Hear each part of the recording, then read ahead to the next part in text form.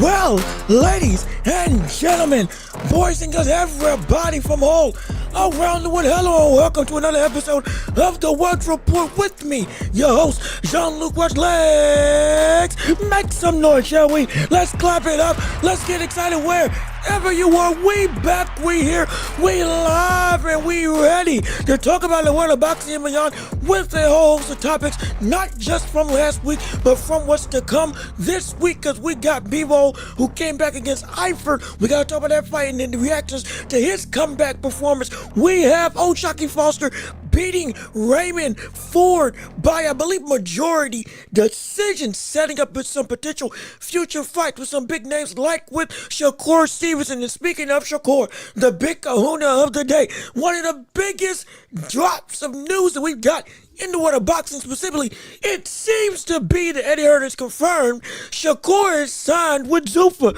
Straight up, oh my goodness, in a move we've been looking at and saying it may be on the docket of conversation, but we don't know if it was really on the table of something that could actually happen. Now it's actually taking fruit and seemingly confirmed it's going down. Shakur is in partnership with Dana White in the organization of Zuffa, looking to change the landscape of boxing as a whole. We're going to talk about that. We're going to talk about the fights that can happen. We're going to talk about the shock and awe of one of the big players admitting this is what's going down, and so much more on our show today that we can't wait to discuss with you all. And if it's your first time here, hey, we appreciate you joining in on the show, and go ahead and subscribe to the channel if you haven't already. Come on, join the show, be a part of the hottest show in all of the globe right here on YouTube and on every podcasting platform imaginable. Also be sure hit the notification bell so you know whenever we post right here on YouTube, and be sure to leave a like on the stream. One like makes a world of difference for us to grow, flourish, and shine, and to reach the masses all across the globe in this sports media landscape. We appreciate it so much if you would leave a like on the video and do the two most important things, which is number one, if you can support the channel, if you have the funds to do so, we appreciate it if you can give the Cash App, PayPal, links down below in the description. We're funded by viewers like you. We're like PBS, y'all. We can't do this without your help, and you all are what makes this show so special. If you can support with anything, also with super chats, super gifts, stickers, and the like, we would appreciate it so much. Helps me to pay the bills and to invest in this show so much for your viewing and listening pleasure to make it better. And be sure to do the other most important thing, which is to share the show with everybody that you know, so we can keep on building up this empire. They got a hold with you and your support, making this thing the hot, living up to the moniker of the hottest show in all of the globe, and having you all as the backbone helps us to grow, flourish, and shine, and to cause us to be the best that we can be. No question about it. I'm sorry, I got something in my eye. I do apologize, and it's because I'm crying because I'm in so much shock that we got Shakur signing with Zuffa allegedly, and all that we're going to get into. So without further ado, we got your chats we want to go and read, so please put your chats in the comment section. Keep on talking with your thoughts and opinions, and please be sure to enjoy the show, because we got boxing to cover, we got sports to delve into, and we got you, the people, to entertain. So it's time to talk boxing, to talk sports, and it's time to step into the ring. Come on, yes sir, let's get it started. Ring the bell. It's time to work. It's time to shine. It's time to elevate our game and turn this show into a magnum opus of entertainment and fun, all with you on our docket of conversation. And we got already people in the chat, like with Joshua Hunt. How you doing? Good to see you.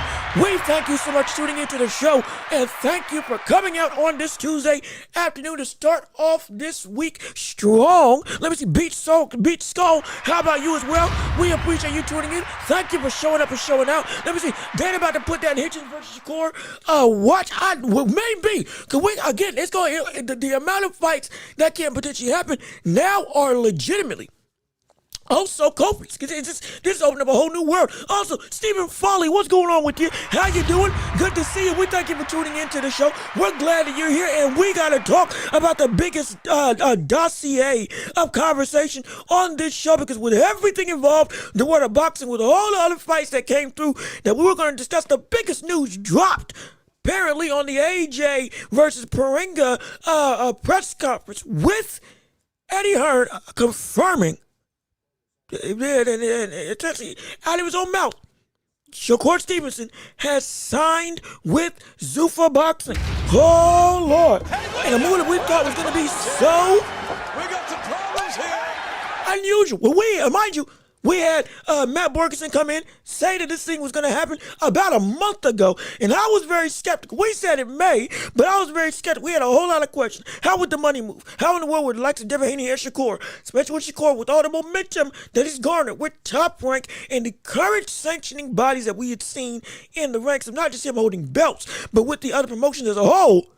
It was, why would you ruin your position with the already established entity and go with Zuffa when in fact we would have people like Zuffa, or if you sign with Zuffa, get stripped like what we saw with Jai Pattaya. We didn't want that to happen to Shakur. Well, now it seems like everything's all topsy-turvy and upside down because, yeah, it's confirmed, or at least by Eddie Hearn, it's going down and he signed it, or he's going to sign it. And this is major because we established why we needed to see Zuffa if we wanted to even see them have any success.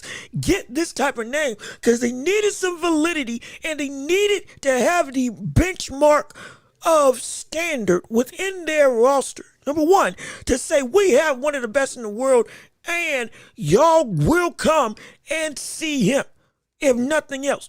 That barometer of greatness, that echelon of elite status to help solidify and validate Zuffa is a real big player.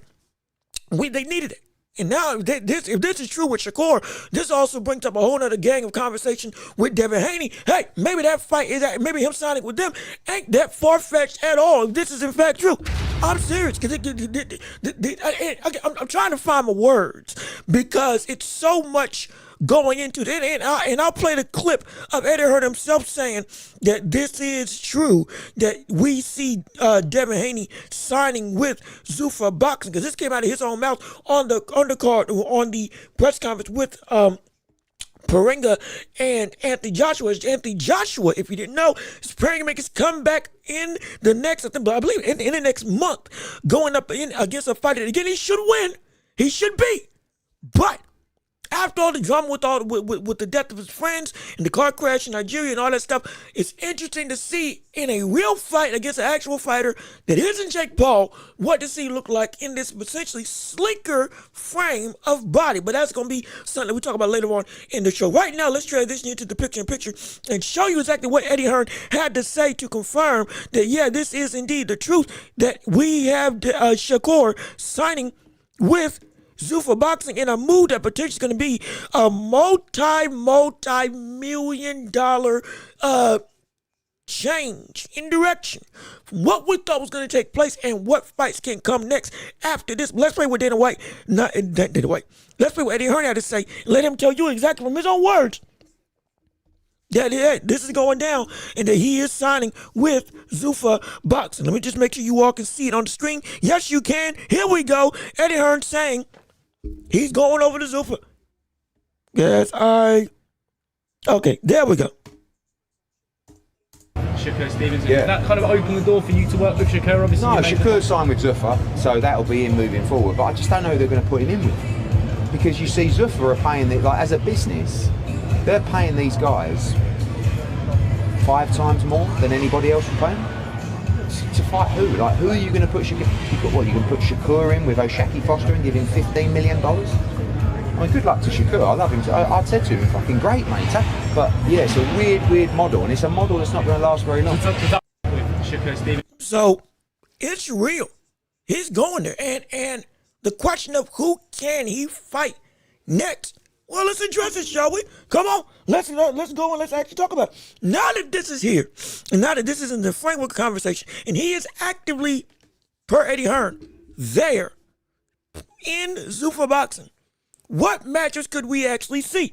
Because yeah, they're gonna be paying a lot of money, probably get him against in some real fights. I can assure you that.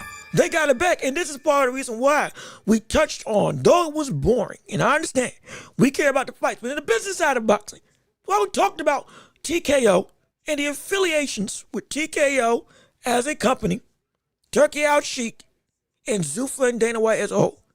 They got money to pay this type of big time cash to get big time fights. That's the whole point of that backing of investment. So the will the model stay, we don't know. But the fights that can happen, yeah, it's in abundance. One of the which that can happen is your doggone right. Shakur Stevenson versus Shakur Foster. Yeah, that fight can happen. It can.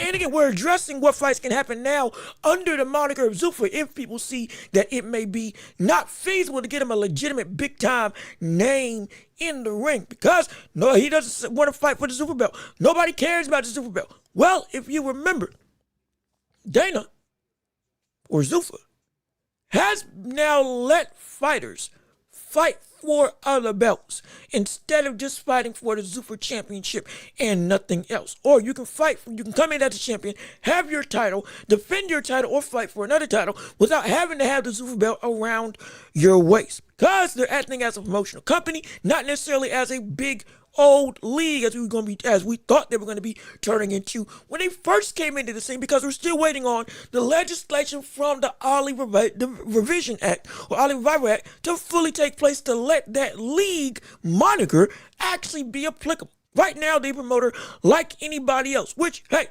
cool, fine. That's how you act. Now you're still trying to be a big-time player. Great.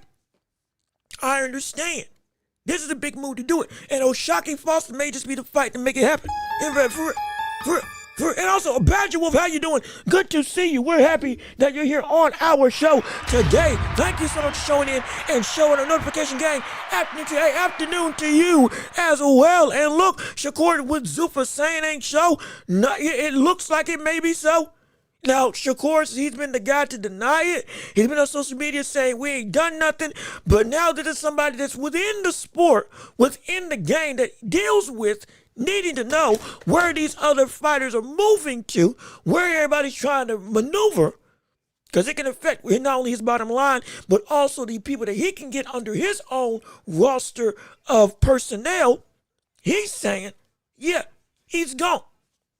And so, because of that, with the fights itself, Shakur, especially with this win against Raymond Ford, which again we're going to discuss, because Raymond Ford, not against Raymond Ford, with this win of Raymond Ford for Shakur Foster, everybody now sees, there's some big-time gripes, there's some big-time dilemma, there's some big-time rah-rah about this whole noise and names between these two.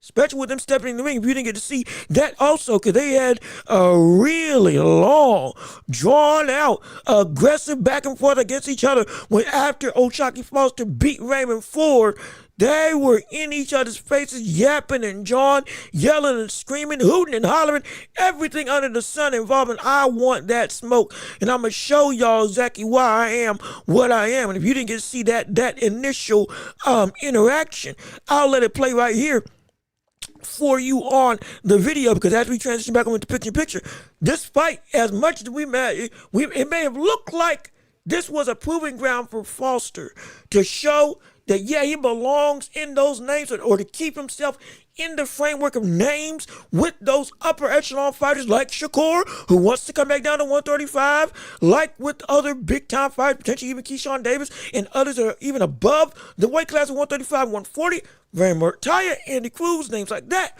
Mayor Neverete, all those are big-time players within the framework of Foster's divisions, 130 and up. And he needed to win against Ford, and he did it. And I think he did it comfortably, even though it was a majority decision. I thought it should have been unanimous. Regardless of which, after that, Shakur and Foster stepped into the ring, and we were talking about this fight may be a possibility. Under Zuffa, it may be a bigger possibility. And looks like they got enough animosity that this fight can sell. Because I'll let you be able to see for yourself exactly the type of real disdain they got for each other. Also, I don't own the rights to this footage. This is the zone. This is not me. This is the zone that owns the rights to this footage.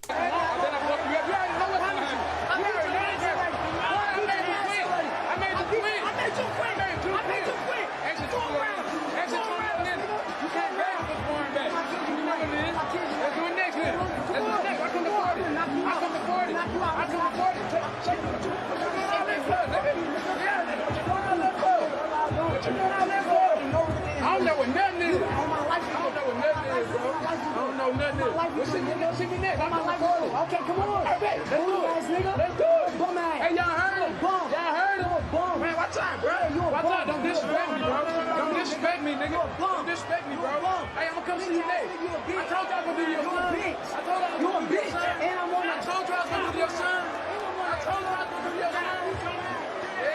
son. And so, hey man, they got some bad blood, mind you. Shakur Stevenson, one of his stablemates, good friends, is Raymond Ford. Shockey beat Raymond Ford, beat him handily in my opinion. Even though again it was a good fight, he beat him, and he should have beat him. And now Shakur hot.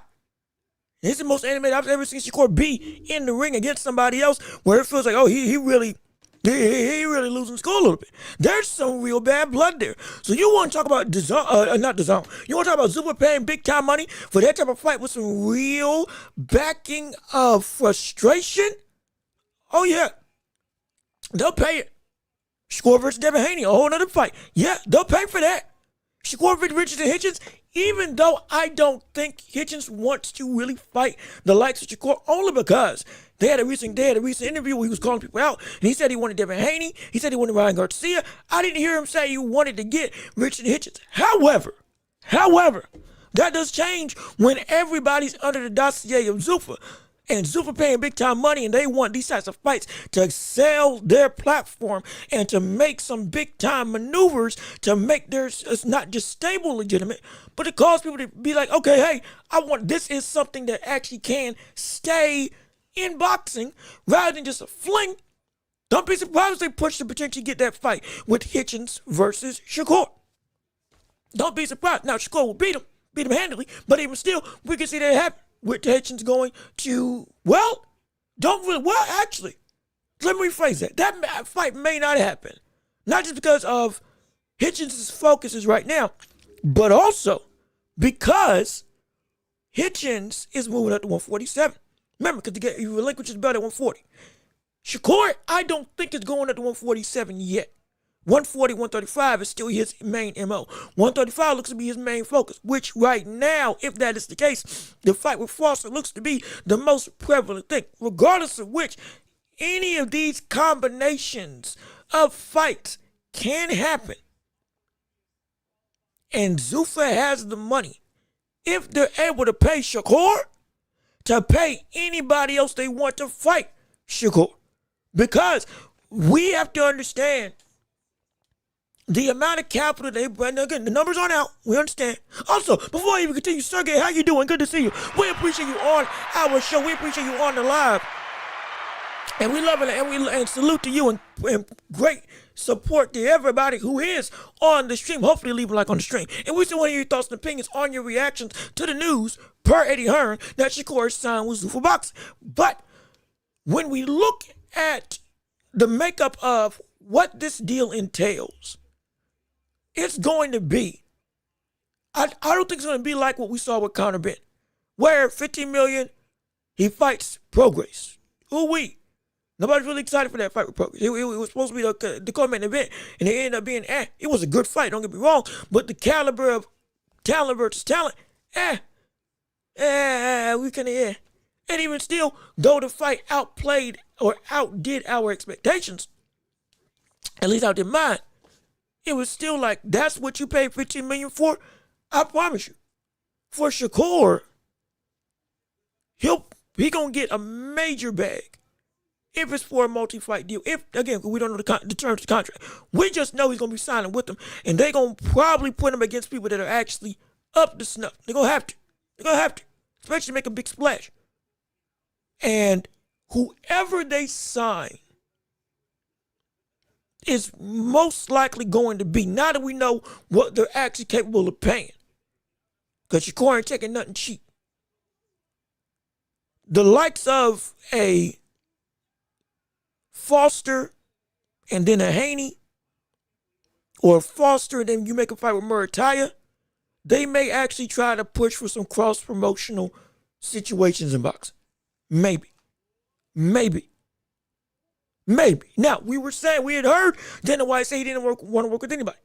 We also heard clips of him in press conferences saying everybody's going to want to sign here with Zuffa eventually. Even had Richard Hitchens saying that same thing. But in the meantime, somebody like Shakur, if this is a done deal, let's say sign somebody like a free agent, which could, wait a minute. Hold on. Before I even continue, hold on. I just thought of something. Wait a second. Hold up. Wait a minute. Hold on. Hold on a second. Shakur signed with Zuffa Boxing. We don't know the number, but it's probably going to be a whole bunch of money. Dana doesn't want to work with other promoters, primarily. He wants everybody to come there. But he has been willing to at least let people defend their belts or go fight for other belts, even if it's under another promotion. Cool.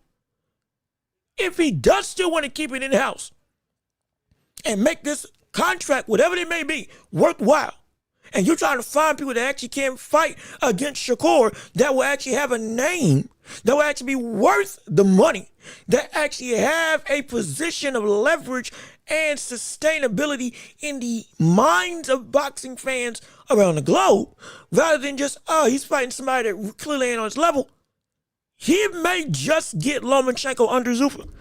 That may be real. That might be real. Wait a minute. Oh, shoot. That could actually be a thing. He may not be Shakur fighting for a title, but defending his belt with somebody who, that's a fight that'll be worth whatever contract the money they be looking at, because that's why we were saying we wanted to see between two of the best technical savants going at it in the world of boxing that we had seen in Lomachenko versus Shakur Stevenson. Now, Lomachenko's got a fight coming up against, I believe, Suarez. After that fight, however, it could be just a one-and-done deal. And he fights, then signs with Zuffa for a long-term situation. Now we get Lomachenko versus Shakur under Zuffa Boxing in a legitimate clash of technical wizardry against each other. Might be the thing. It might be the thing. It very well could be the thing that we see take place.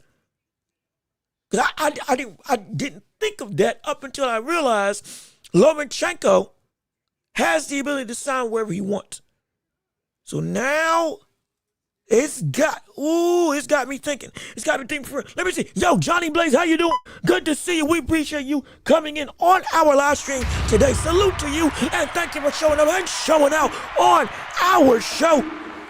And we appreciate it so much. Let me see what you had to say. Shakur versus Ben. Yeah, that's another fight that we can see happening. Ben's at Ben is at 140. Now, Ben doesn't have a title. Granted.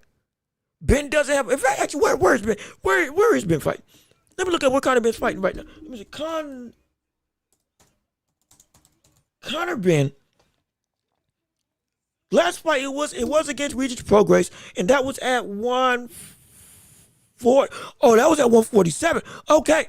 So that was the last fight that we had with Shakur was at 147. See, the question is, at 147 with Hitchens, with potentially Devin Haney, with Conor Ben, is Shakur going up there? That's what I don't know. That's why I'm hesitant to say that those fights can happen right now, specifically Hitchens, Haney, and Ben. Because Conor Ben and all those other names I just mentioned are above, about 2 weight classes above, where Shakur said he wanted to fight next. I would not be mad at seeing that. Now, it's going to be an easy fight. Conor Ben's going to get dog walked. Conor Ben would get destroyed, but it at least would live up to the moniker of, okay, this is why you signed him to this deal, and this is the type of fights that we can get for the money that we're seeing Zuffa pay out. In theory, because we don't know what the money we're seeing Shakur get under this Zuffa situation, with Eddie Hearn confirming that he is signing with Zuffa. Again, Eddie Hearn's words, not mine. So, I can't say that for sure. I think the bigger focus right now, if Zuffa was to actually make a fight, would be for O'Shaquie Foster and Shakur. It's got the most buzz. Right now, Foster's hot as ever. With all that stuff with him and going at the likes of Shakur in the middle of the ring after his fight with Raymond Ford. There's some bad blood. There's some history.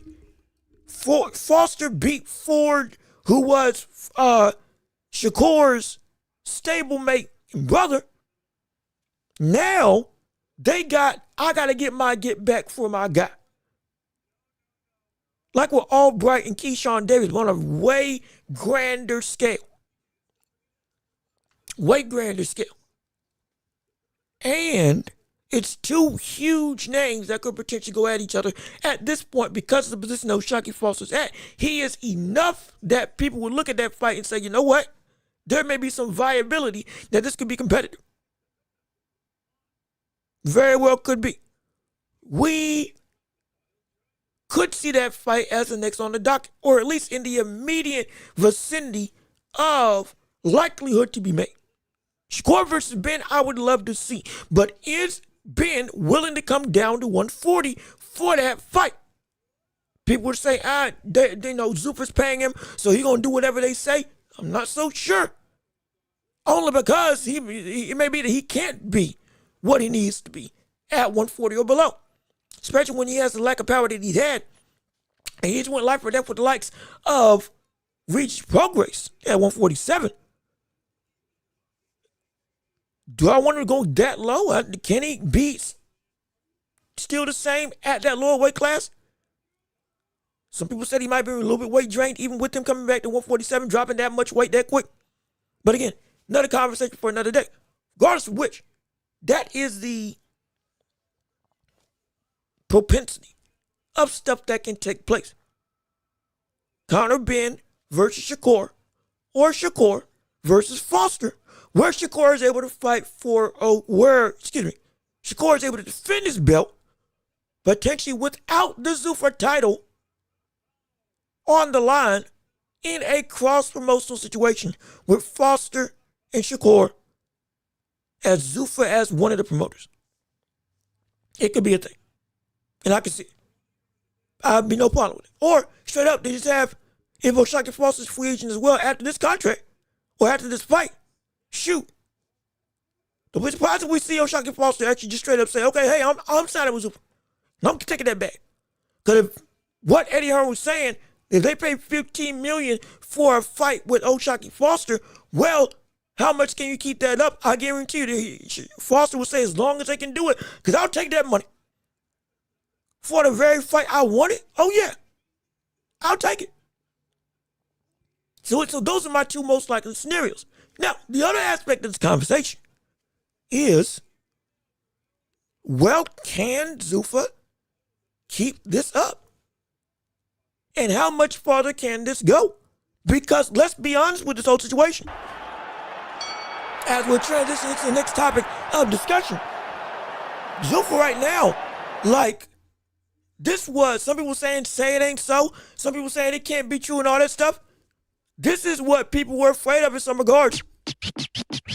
Some people were really afraid that Zuffa would get into a position where they would have the capacity to land somebody big. Not just a star, but a superstar. One of the 10 best in the world. And all of a sudden, that smirking face that we see Dana White have over the course of his tenure of I'm going to change boxing forever is starting to have a little bit more of a sinister feel for a lot of people, because they're starting to see, wait a minute, some of the stuff that I didn't think was going to actually be able to happen and get done, he's getting done. Or at least he's been able to get under his wing. And Eddie Hearn, if you didn't get to hear the clip, Eddie Hearn asking, how long can this go? It's a pretty legitimate claim. How long can this go? How long can this effect of paying this type of huge amounts of money for these types of stars, which is gonna need to be a whole lot of money to get them to go away from the Eddie Hearns, the Top Ranks, the PBCs, the Oscar De La Hoyas, and all the other major promotions that we see in the framework of the boxing landscape, Quisenberry and otherwise. We are saying, like, if they can't keep this up, everybody, the very moniker of everybody's going to come to the table may just be real. It may just be real. even though we said it's a most unlikely scenario, all of a sudden, in this landscape of the world of boxing that we see right now, a lot of things are happening that we thought would never happen, both in fights and in business. So I gotta say, this could be a sign of some bigger things to come in an interesting sentiment. And remember, Bill Haney, a couple months ago, saying that he got his son a $100 million deal lined up. We said that was a farce of rules, potentially of talking just out of the side of his mouth. There may be some validity to it. It could have been that Zuffa's the only company that could pay that much money at that point in time in conversation. Now it really does look like they were able to pay, and they are able to pay that brand of money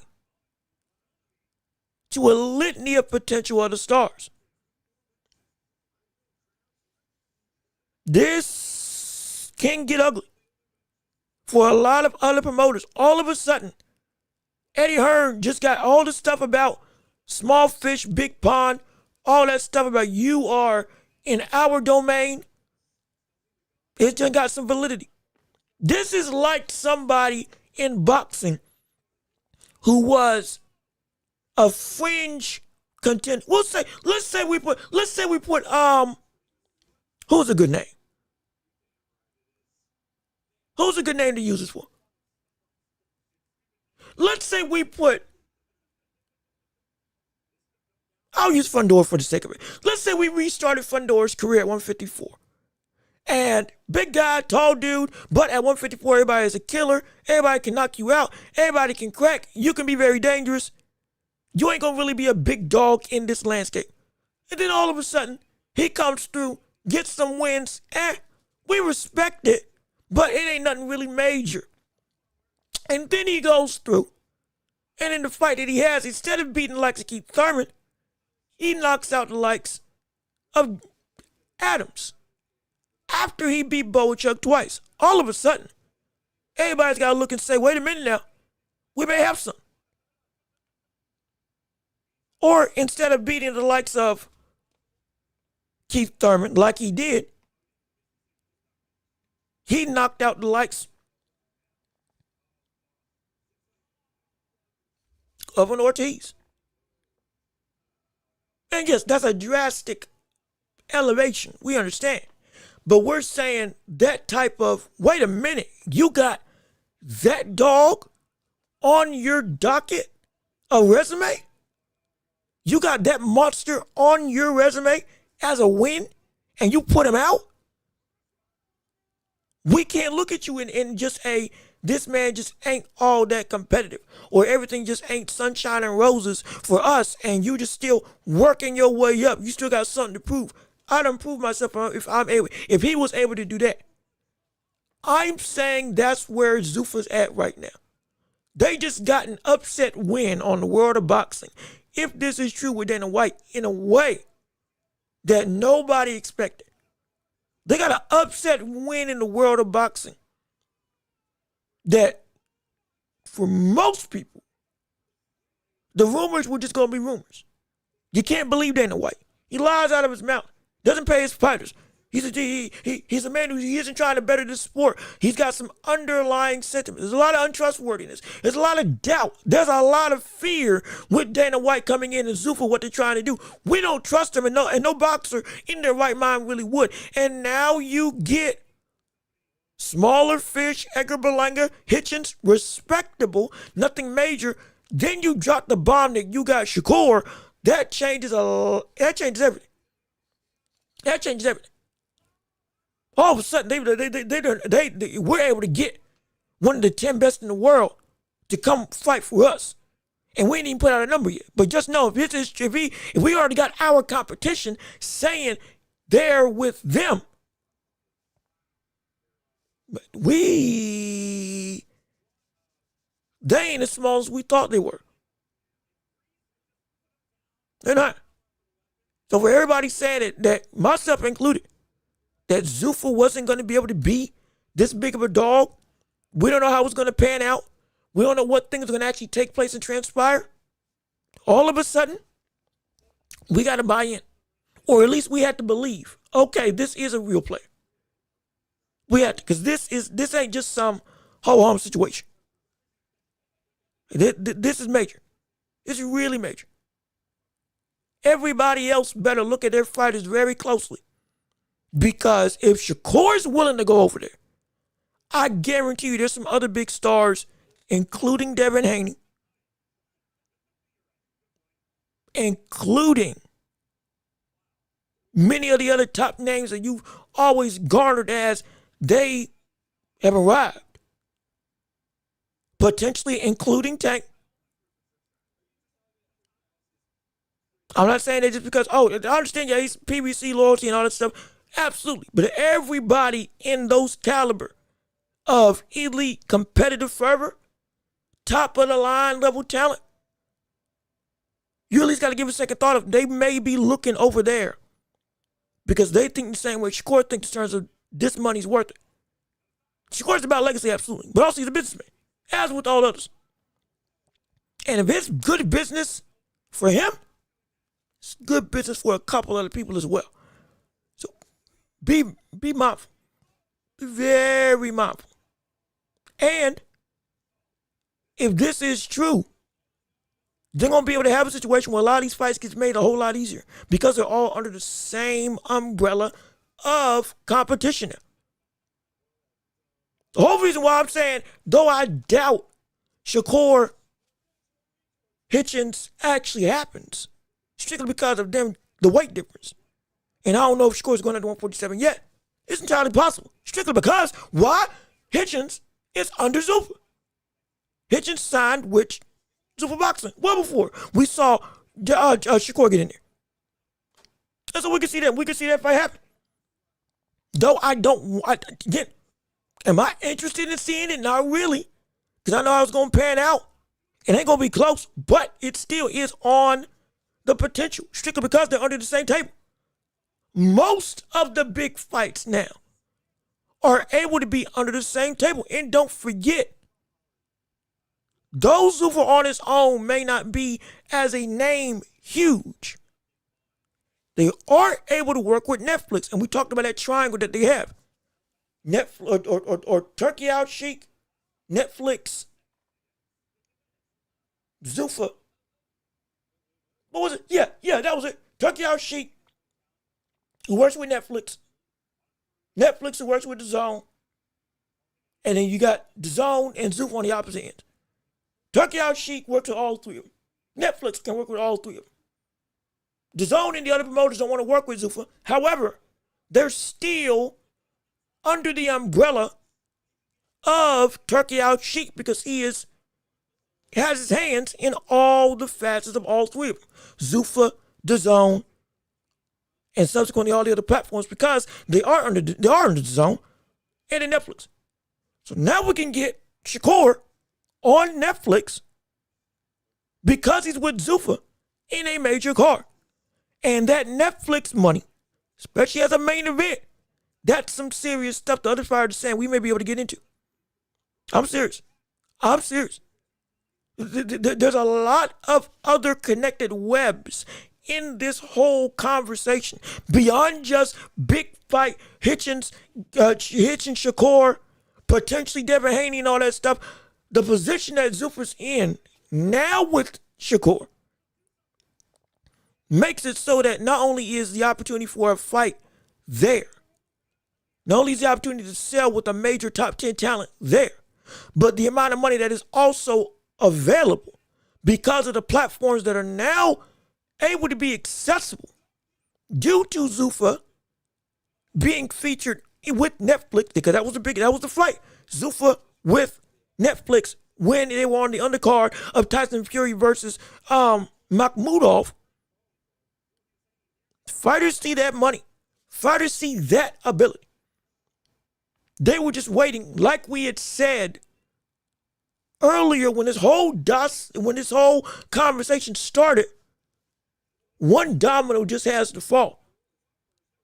The biggest threat to anybody in Zuffa or anybody around Zuffa was just if a big player said, yeah, it's worth my time going there.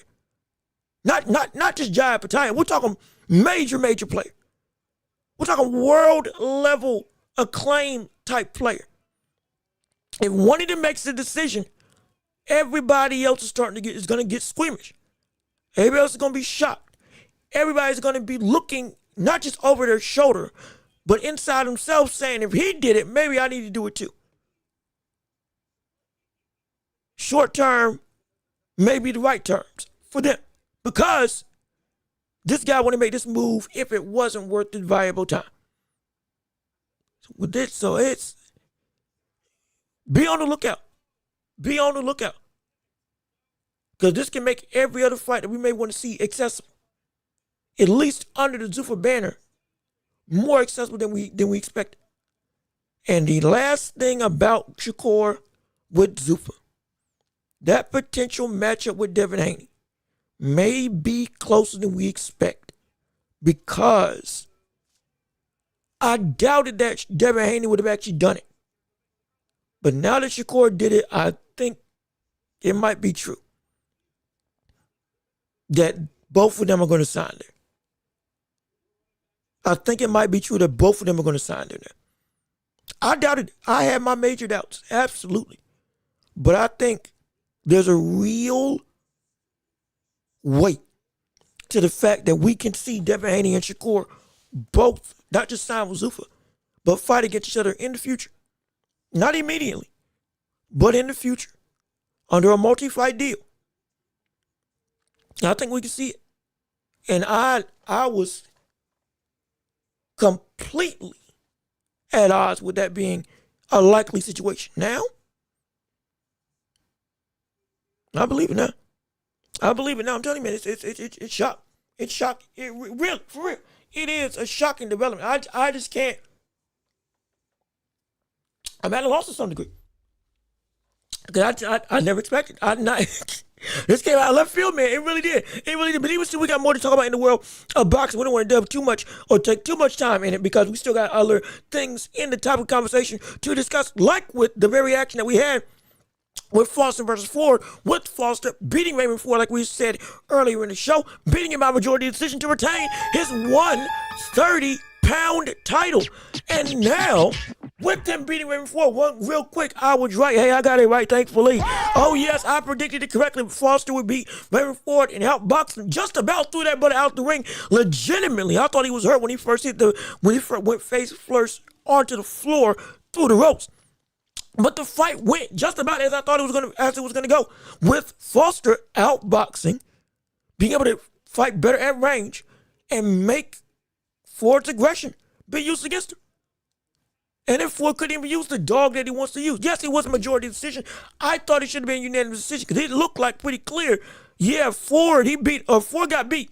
He did get beat. And this was, you just couldn't beat the better skilled, rangy fighter who's also able to fight in the way that you fight. But you can't match what he's able to do, especially when you're trying to come in and engage so ferociously. And ended up turning into, yet again, got frustrated, showed up, dog him, walk him out. It didn't work. He got beat by the better man, which we saw coming. Raymond Ford's going to be back. He's going to be better. But also hopefully be better. But also the concern is, him as a fighter, this is the second time that he's been against somebody who's been at the top of a division, and he's came up short, showing I'm not gonna say a lack of growth, but he's came up short where it was relatively clear, okay, you ain't at that level yet. And now I'm starting to get concerned of what the ceiling for Raymond Ford is as a boxer. He still can be great. He still can be very exciting. But the ceiling for, though he's still young, will he be able to win a championship finally? Or at this level, excuse me. I may start to have a little bit concern.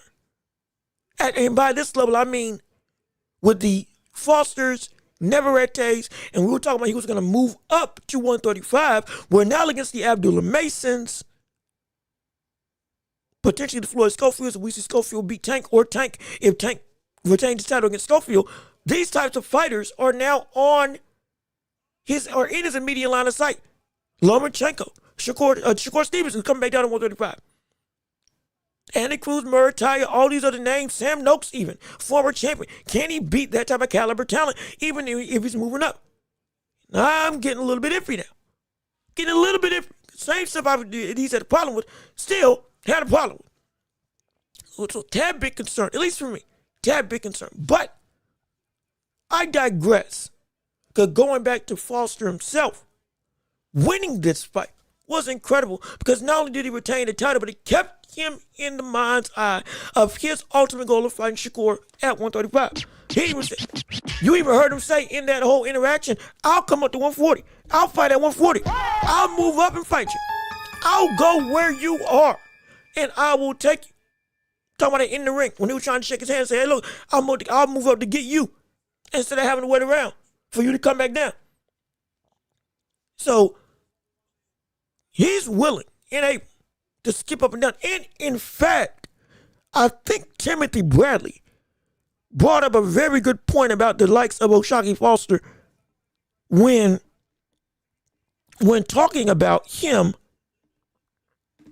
being able to move up and down in the world of boxing. Let me see if I can find that clip real quick, because if I can't find it, I will simply paraphrase it. If I can't find it, I'll simply paraphrase it. But he was essentially saying that Foster, as a fighter in size, is a man who he's better equipped than we may think to be able to match up with the physicality, what we think, with Shakur Stevenson, strictly because of where he's been fighting. He's fought at 130 the majority of his career, but being able to move up, move down, translate his weight to bigger divisions, he goes to where the smoke is, and he comes back to fight where he's normally at. But he can do it. And I think that may be more true than I realized earlier on.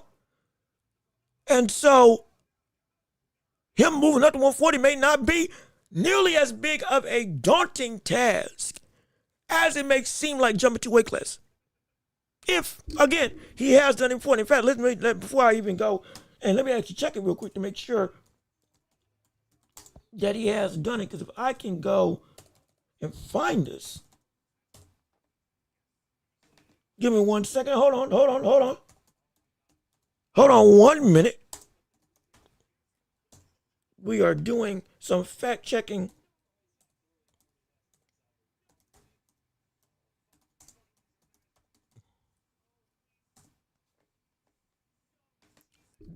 We're doing some fact checking right now to see exactly where he has fought amongst his career. Okay, so yeah.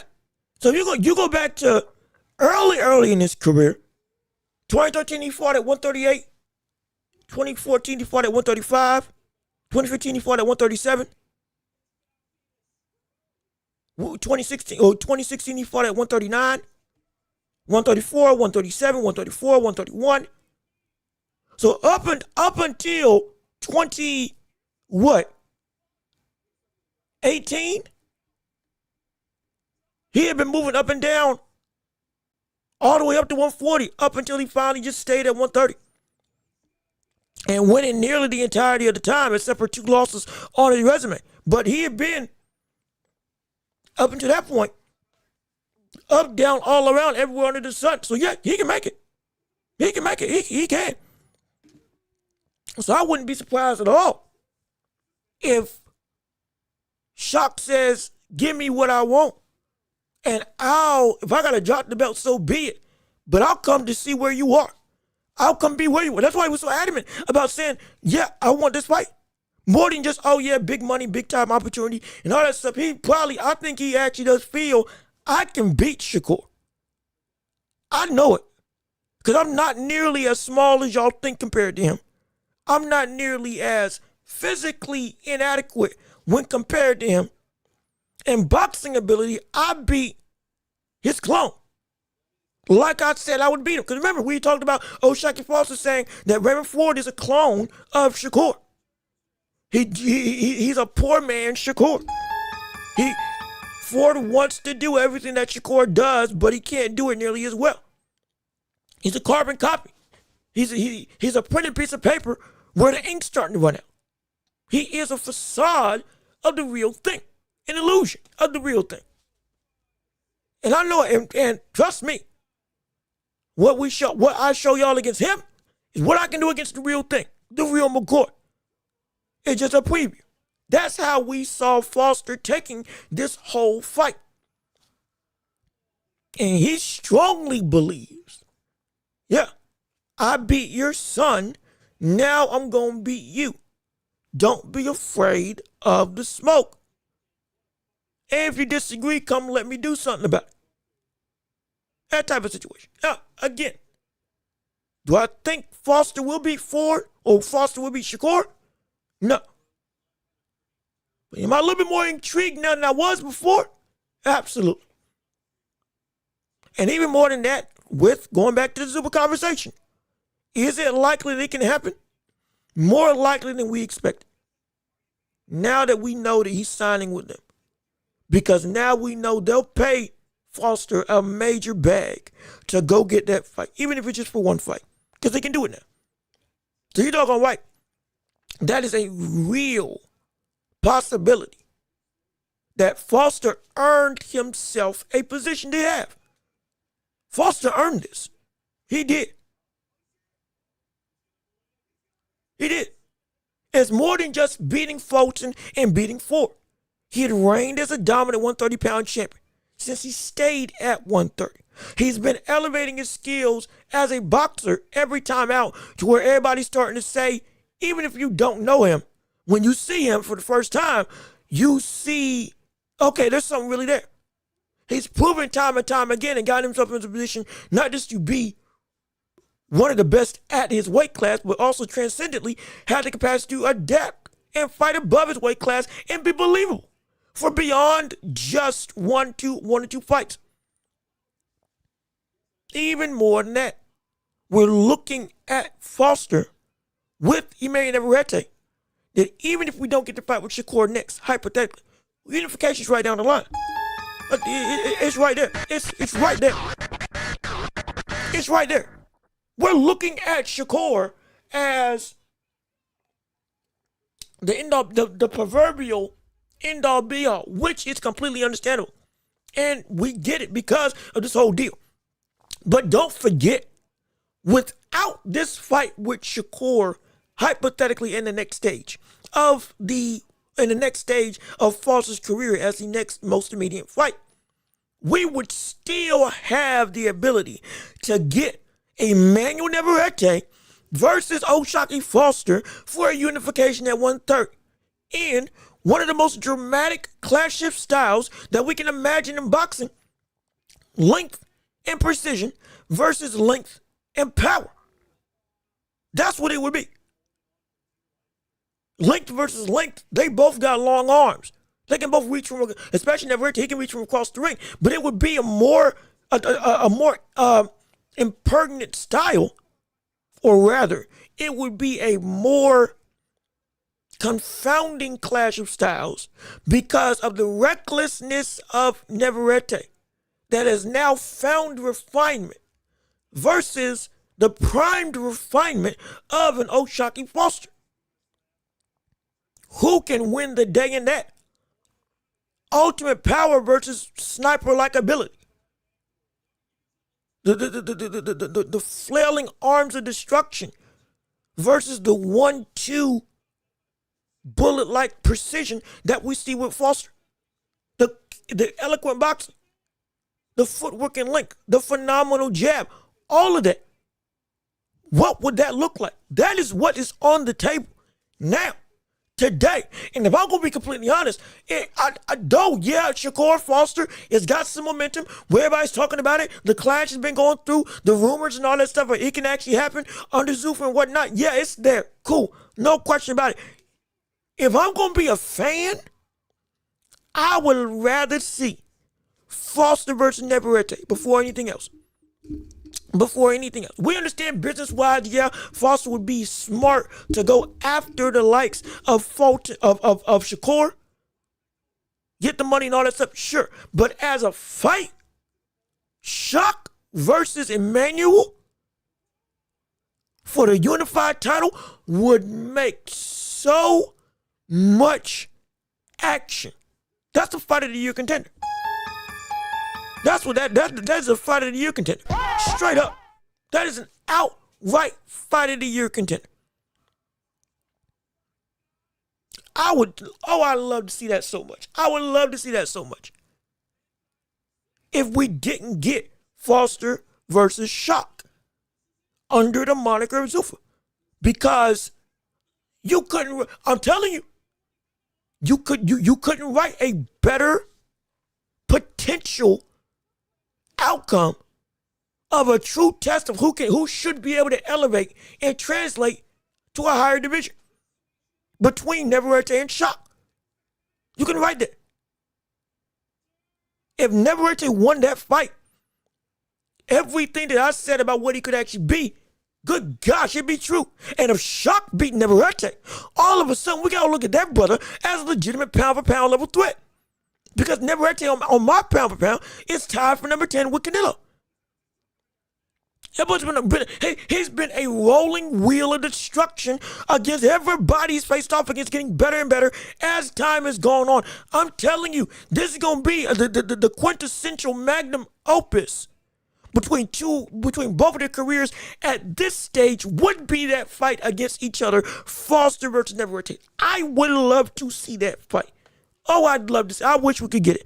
I hope we get it. I'm not gonna lie. I do hope we get it. But before I continue, let me keep on reading your thoughts and opinions on everything involving the world of boxing and beyond, as we're still transitioning through and talking about the world of everything involving the sports landscape with our topic. We aren't in the championship rounds yet, but we're discussing Ford versus Foster, the whole deal with Shakur, signing with Zuffa, and anything else under the sun. If you want to come and talk about it, hey, we right here. Get your thoughts and opinions, and let's see what you all got to say on our show. Like with Legendary Super saying, how you doing? Good to see you. We appreciate you on the live stream. We love the support, and we can't wait to see what you have to say on today.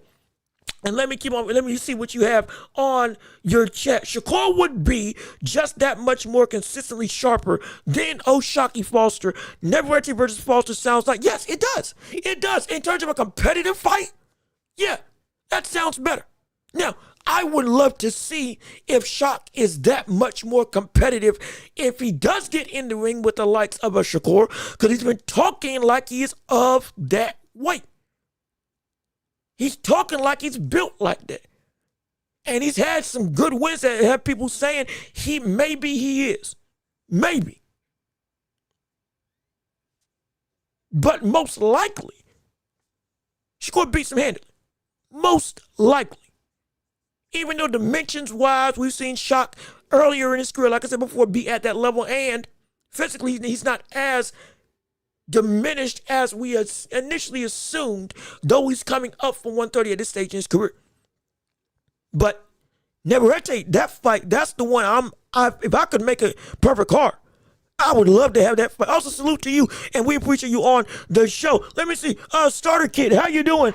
Good to see you. We appreciate you on our live stream. Let me see. Shock versus Loma. Who wins? Now, if it's Lomachenko still at his best versus Shock, yeah, I would pick Lomachenko to win. If it's Lomachenko versus Shock, I'd pick Lomachenko to win. This is if Lomachenko has not lost a step in this stage in coming out of retirement after 2 years. Because that's a whole nother can of worms when it comes to him not just potentially being a free agent that can sign with Zuffa and have a fight with Shakur Stevenson, but for any fight that we have, including the Suarez one, that he's coming back in, that is his comeback fight as he returns to the ring, we don't know what version or what type of Lomachenko we have left at this stage in boxing. All the footwork, all the movement, the timing, the grace and elegance, the ability to read and react, everything that made Lomachenko, it could be in a potentially rusted state. Strictly because when you don't fight, no matter how good you are, sometimes it can be that you are, you're not quick enough to get back on the saddle like you used to. Loma is a different breed, so he may be just fine. But we don't know. And because we don't know, it's like, it's tough. It's tough. But if he's at his best, Shock would lose to Lomachenko. He would. Yeah, Shock would lose to Lomachenko. Also, the other thing is because Shock, everything that Shock is able to do, crazy enough, Lomachenko would have accounted for it if it was still the Loma that we know. But no, at this stage, that's an interesting fight. If he can't get the old Shock, if Shock can't get the Shakur fight and doesn't necessarily care about getting a title immediately at 135, if he wants to prove a point and make it so that people respect him at this division even more so and make him a more viable threat, that could be the second fight that we see Lomachenko take, and Shock takes that chance. And if he beats Lomachenko, then everybody, whether you think Lomachenko will be diminished or not, everybody would respect Shock for that win. Just about everybody. And the buying power of him as a dangerous entity for Shakur and others at 135, it would elevate even more. It would elevate even more. Yes, it would. But if it's at their best Loma, if Loma's diminished, 50-50. Or that's 60-40. Still Loma leaning, but it's a lot closer if that does indeed take place. Let me see. I'd pick Loma to stop or at least drop Foster. I think droppings, I don't know about stopping unless he makes him quit again. I don't know about stopping. Now, here's the other issue. It's also if we're talking weight classes, if it's at 130, Loma all day. If it's at 130, it's Loma all day. If it's at 135, still leaning, but there's a little bit of a better chance potentially for O'Shaquie Foster. Potentially. But at that prime division of 130, it's gonna be hard to. Let me see. I don't know. I think Shock's long arms will give Loma some problems. See, and you will be right. But here's the issue. Here is the issue. Devin Haney had Lomachenko's faced off against long arms his entire career. He's naturally been a smaller fighter than most. Understandable. It's been one of the reasons why we marvel at how great he's been, because he shouldn't be able to be this good, especially with the size that he is. He's a more 126, 130-pound fighter. He's not no 135-pounder with his build, yet he's able to do it. It's insane. We appreciate it. We love it. However, he's faced off against people who have used their length better and are bigger than Shock. Devin Haney being the prime example. And he should have won in that fight. Shock is not that type of fighter. He's good, don't get me wrong. But if the length cannot be the only thing that Shock would need to win. It can't be. Because Lomachenko's nullified that against even the best of users when it comes to long-range combat. Can you outdog Loma once you have to fight him off of you when he renders your long range useless? Now, Shock's a dog, don't get me wrong. Absolutely. He's not nearly as sharp as Devin Haney. Even when Devin Haney at that point in time, though we didn't see him as an inside fighter, he was able to utilize his length, or rather his size and physicality, to be able to keep it so competitive with body shots on the inside.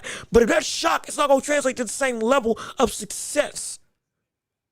It ain't. At least not to me. So that's why I'd say it would be tough.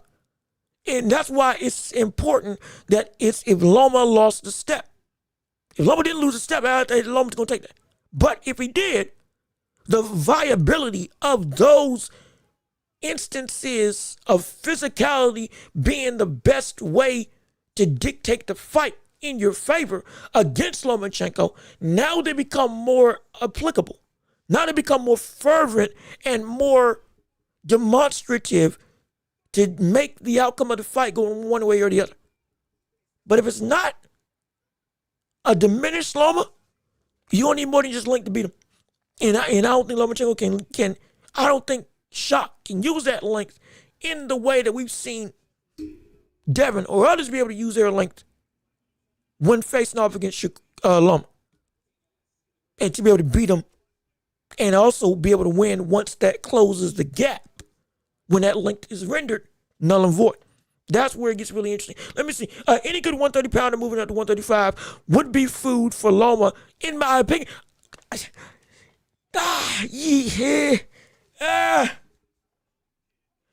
Most, yeah. Shock. More importantly, Neverete will probably be the hardest fight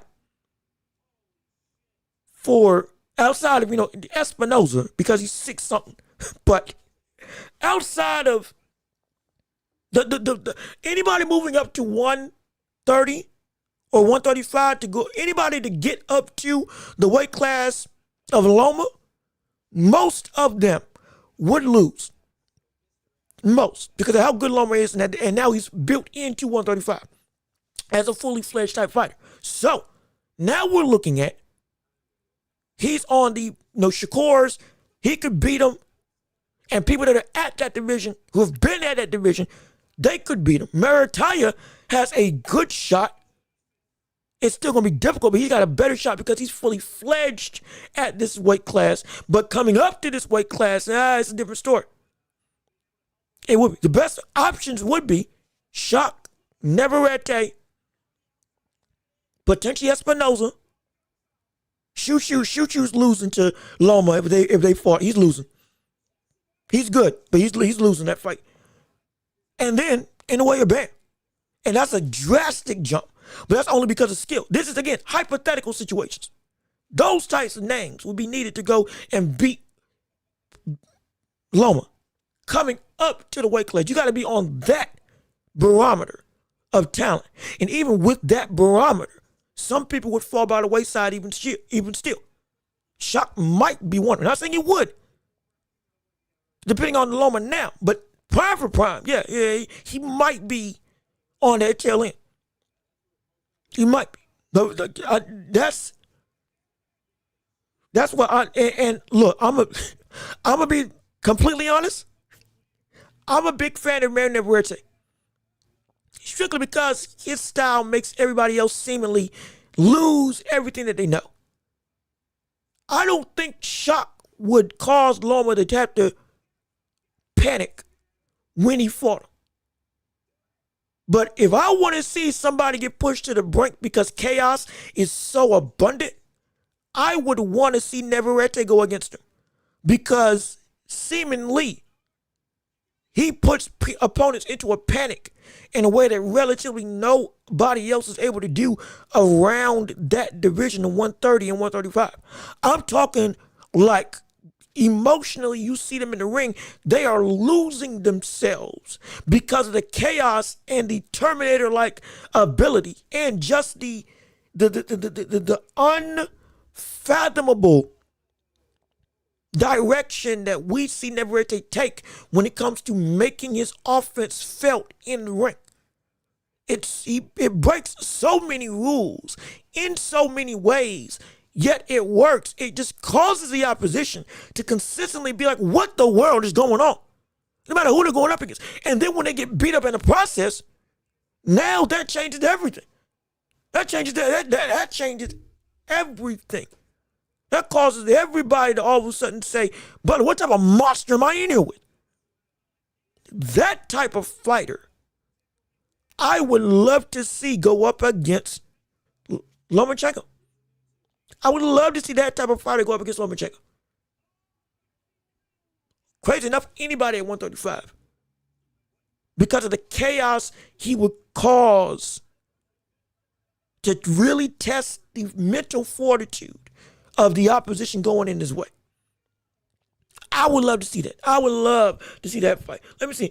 This is an old Loma. Keep that in mind. Yeah, it is. It is. That's why we're saying if it's old Loma we're talking about, there's some real feasibility there. Absolutely. Let me see. I think Loma will figure out Oshaki. Would really get to work in the middle rounds too. It would be, the real question would be for anybody fighting Lomachenko. And mind you, we're still talking about the world of boxing. Mind you, we're still talking about Oshaki Foster, potential other fights that we can have after he beat Raymond Ford. We already talked about Raymond Ford in the position that he's in after losing this fight in the second big big-time elite level competition that he failed to get a title up against has us asking questions. But again, we'll address that later on more in the show. But right now it's Shakur Foster. What can be next for him? And one of the names is Neverete. For those of you that are just tuning in, just so you know what's going on, just so you know what's up, so you ain't lost in the shuffle. And with the likes of Foster going up against Loma, could you stop the building momentum in the second half of the fight? Because if he doesn't make you quit and you get some success, the issue is when he adapts, what can you do? When he goes through and changes, what are you able to change in response? We saw T.O. do it. We saw Devin Haney do it, even though I think he should have lost that fight. We saw him do it still. But ain't many. It's not many that have been able to answer that call to action and make an adjustment. Not many. So it would Shock be able to make that move? Would be the bigger question. And the answer is no.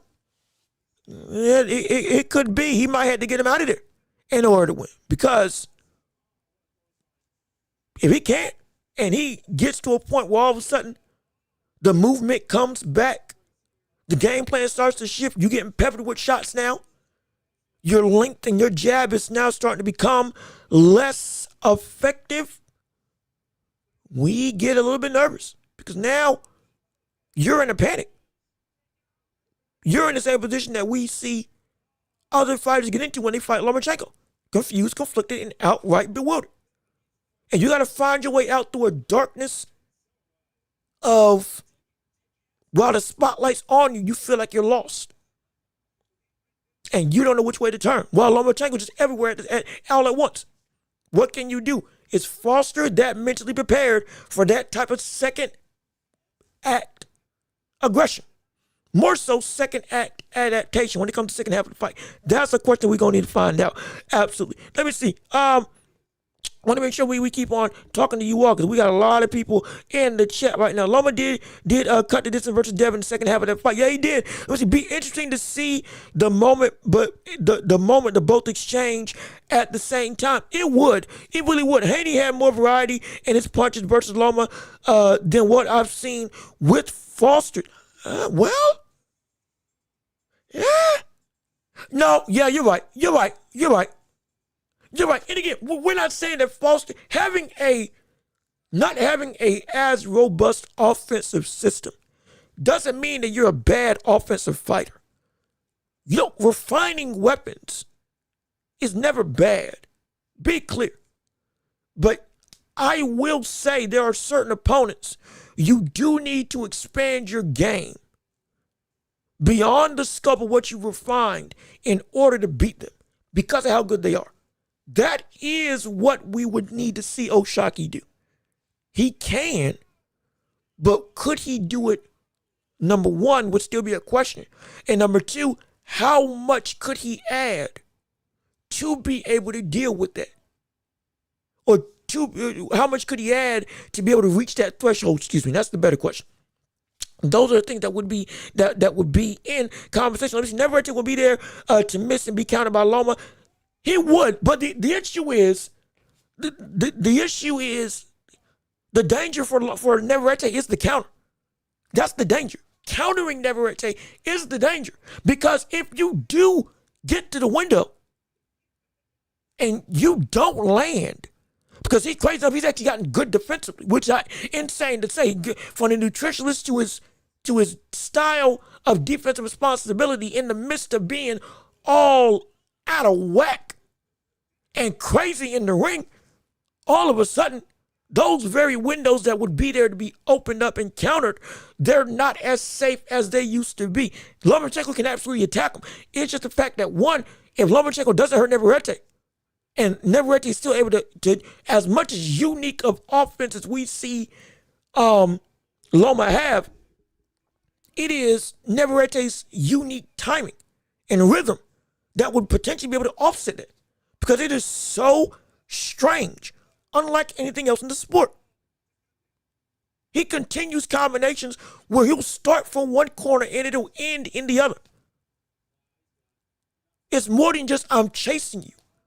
When you feel the power even on your gloves, the opponent second guesses themselves. And then after that, when they see him coming in, they don't want to take that chance to go and try to counter, or they got maybe one or two opportunities that, yeah, I feel I can get him. But if they take a third chance when they know that when the third punch is coming from Navarrete, they potentially are bigger prone to lose that third exchange. Because it's not just going to be punch, counter, 1-2 counter. It's going to be 1-2 3 4 5 6 uppercut, maybe a 1 second pause, overhand uppercut before you're back into the ropes. That's what, 9 punches?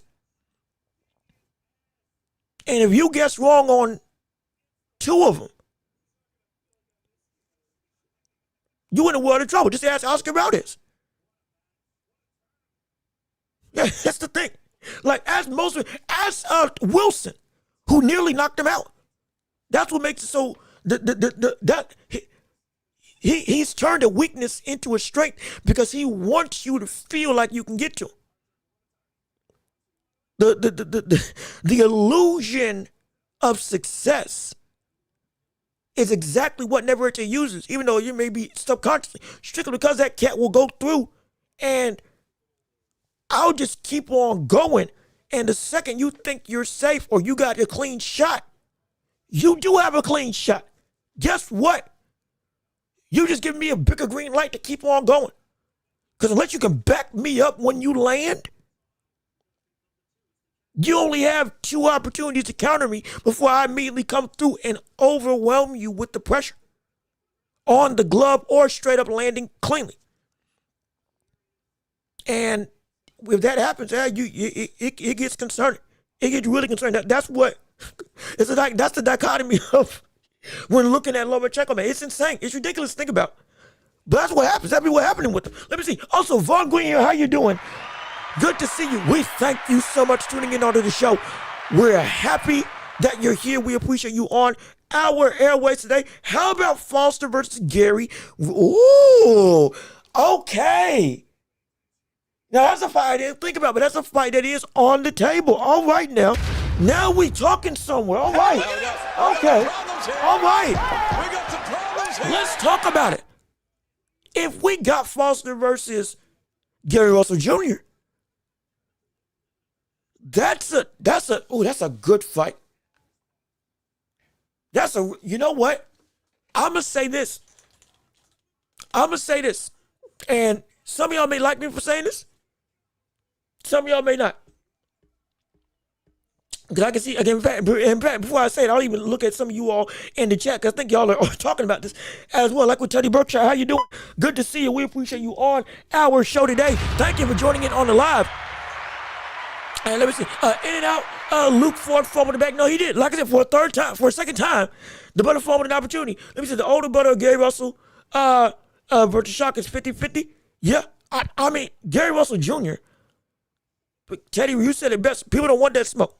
Mind you, he had to retire, and he had to leave because of the passing of his dad, and he came back like he never left. This brother still is a prominent danger against anybody he faces off against. And I'm going to say something that some of y'all may disagree with, because I'm looking at some of y'all in the chat. That fight would be a preview of what Lomachenko versus Foster would look like. To me, that fight would look like, for real, to me, that fight would look like a preview of Lomachenko and Foster. The speed of Gary Russell would give him, in terms of Foster, a whole bunch of problems. Why? Because unlike Stephen Fulton, who was the smaller fighter going in and boxing, coming up, yeah, but he was not able to use anything to get around the length, get around the jab, and get under the arms of Foster to gain some success for himself. Gary Russell would not have that problem. Gary Russell is a savant. That man is so, he isn't just speedy. He's so smart. And he is elusive. Mind you, while walking you down, he can avoid punches and catch you with jabs to the body. He can get under you and try to under your arms when you're trying to jab and land on him and come up with stuff. He can explode forward. He can keep you in the corner. He can make you miss even while standing still, even as a smaller man, and be able to slowly close that gap. And then when you think he is out of range, boom. Next thing you know, stab, jab downstairs. Or he does he does the inner way. Jab to the body, boom, straight right up top. Next thing you know, oh, I'm caught. He doesn't have as much power. Yeah, it's Lomachenko. No, absolutely. Absolutely not. But what he does have some of the same capacity for making you miss and making you pay that we know Lomachenko has in abundance. And at speed, he's got some of the fastest, not just feet, but hands in this division outright. And isn't just predicated on, I'm faster so I can catch you. I know how to close the distance better. I know how to make sure that I'm never out of whack when it comes to making sure I'm not nullified offensively. He knows it. He can get him. So that fight, I think that fight will look like a preview of what Lomachenko versus Foster will look like. And crazy enough, it may be an upset, especially with how we see Foster moving now, which is incredibly well. I might pick Gary Russell to win that fight. I might. I'm telling you, man, I know what I saw. That brother, I might pick Gary Russell to win that fight. I might. Because cause think about it this way. If Russell did not have to back away, and if he did not have to leave the ring due to, again, family tragedy, take up the gym, train, and do all that stuff, if he didn't have to do that and was able to stay fighting, like we know, this fight probably would have garnered a lot more interest earlier on. He probably would have been closer matched up with each other to get a fight. And for my money, at that point in time, I would pick Gary Russell to beat him then. Like I said, the age is a factor. It's a factor. It's a real fact. Doesn't change, though, that we've seen both Loma and Russell, they've been able to come back and look great. Again, varying levels of competition. We understand. I'm not saying it's going to be, all that in the bag of chips. They've been great. Foster's faced off against better competition of recent than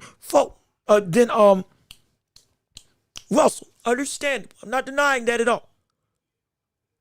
Better experience, been active in the ring, come more consistently. All that's well and good, true.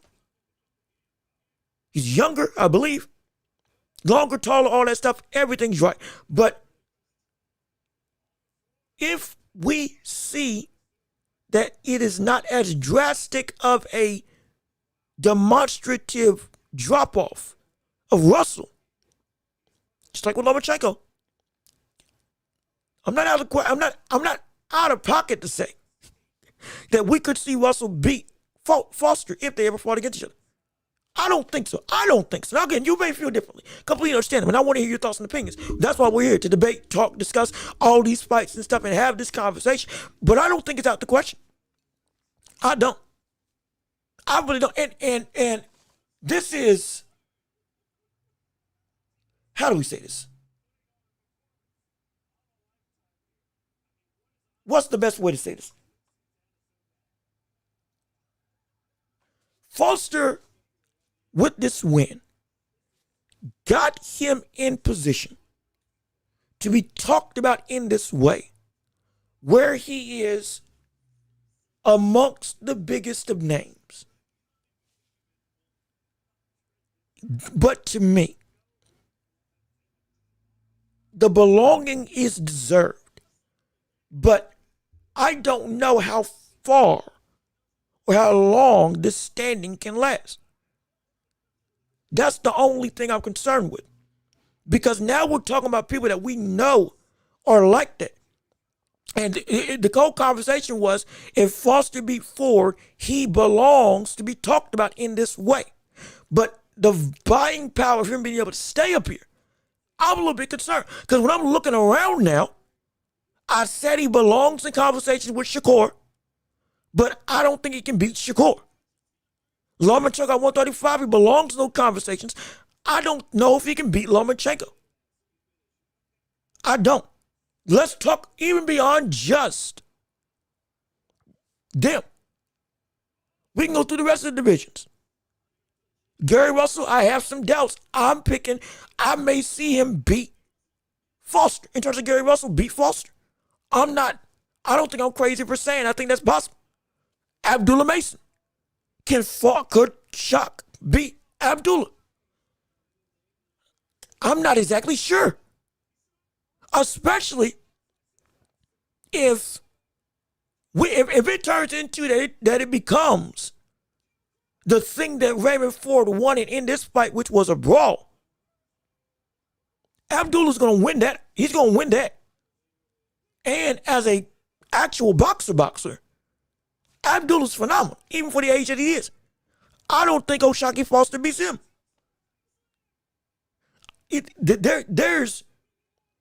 There's a whole bunch of fights where now that he's at this level, I'm not sure I can say that he can outright beat a lot of these names straight up when looking at it 1-to-1. And that's not me saying that's not me saying I think Shock's a bum. No, he's not. He deserves to be in this conversation.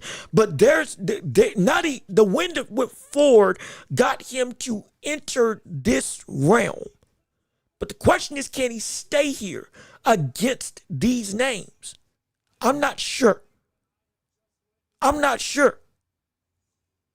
Because most of these names, if he won, would be an upset. Am I wrong for thinking that? I'm serious. Would I be wrong for thinking that? A lot of great fights. A lot of great competition. Him versus Murataya. A lot of great competition. His hat is in the ringer, or his hat is in the ring for a whole bunch of potential championship elevations. 1 or 2 wins, even if it's not against some of the best out there. Let's say he doesn't get the Shakur fight, 1 or 2 wins against some of the better fighters at 135. Next thing you know, he's in position to get a shot at the title. I would not be mad at it. With him being already a reigning champ at 130, he would have essentially be able to demand a championship opportunity. Am I wrong? I don't think I'm wrong on that. I believe he will be able to put himself into a championship opportunity against some of these other names. He would. The question is just simply, could he win? And I don't know if I've seen enough to say that he can win against any of these people. Though I can definitively say he belongs to be talked about in fights with all these people. I wanted to prove me wrong. I really do. But I'm going to be honest. The one thing I'm concerned about with Shock, if he goes and fights, it's going to be, I don't want it to be a rude awakening where all of a sudden he gets up there, he fights. We've been talking about him for all this time, saying this man, he's proven a whole lot more than we expected. And then he gets mopped the floor with. Because then we're running into another Stephen Fulton situation. Be clear, that's exactly what happened with Stephen Fulton. Fulton has some good fights. Fulton beat Figueroa. Everybody was back high on Fulton. See, you moved up, you look good, you're back to where you were, or you're back to being the great fighter that we saw you as. We're excited to see where you go from here. Everything looked great. And then you move up to 130 and we're like, oh my gosh, whoa, never do that again. Stock completely fell from the sun after that fight with O'Shaquie Foster. And people were, and mind you, I was saying, hey, he can be competitive. Oh, that fight can be really good. And then he got exposed. He got exposed. And I have a sneaky suspicion. I got a sneaky suspicion that the way that we're talking about Foster going up to 135, we might be building up to that same game or that same story playing out again. Maybe. I'm not saying we are. But some of these same beats, good wins, notoriety, talked about above where we thought you could be, buying into what we think you can be at this level, and then when you get there, fall flat, you drop, and it gets shown, yeah, you ain't like that. I don't want that to be the case, but I'm just giving you a heads up. Some of this stuff is looking very similar. Be mindful. Because we don't want to go and buy in too far. And all of a sudden we say, well, what the world? I never expected this. Be clear. When we say Foster's on a tightrope, it's for good reason. Because we're saying O'Shaquie Foster, he has now validated his position, but the line of him staying up here is a very thin tightrope. It's not just one loss that can go in and move you. The volatility of what these losses can be up here. Give me back. You can be on the very other end of the spectrum that you put the likes of Fulton on. And so we just got to be very, very invested. Very much put a spotlight on what we see with Foster from here. Because it can be a Cinderella story, but it can also get ugly really quick. It can also get ugly really, really quick. But let me keep on reading with your thoughts and opinions on Shock has more momentum than Gary. Gary KO'd the cab driver last fight. Shock won again. Yeah, no, he did. He did. Tough competition. League's better. No question about that. I absolutely agree with that. Let me see. I picked Foster over Fulton Jr. Like I said, I'd lean towards Russell. But if he proved me wrong, great. I would love to see it. Let me see. They said a Shakur trap and still ain't getting Shakur. See, that's what I don't like though.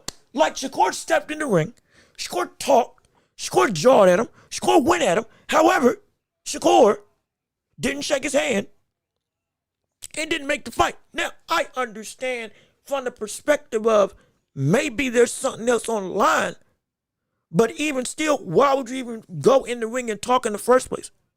What? Was this to defend your boy, defend your brother? Because he got beat. Cool. But if you're not actually going to do anything about it, why would you be in the ring in the first place? You know?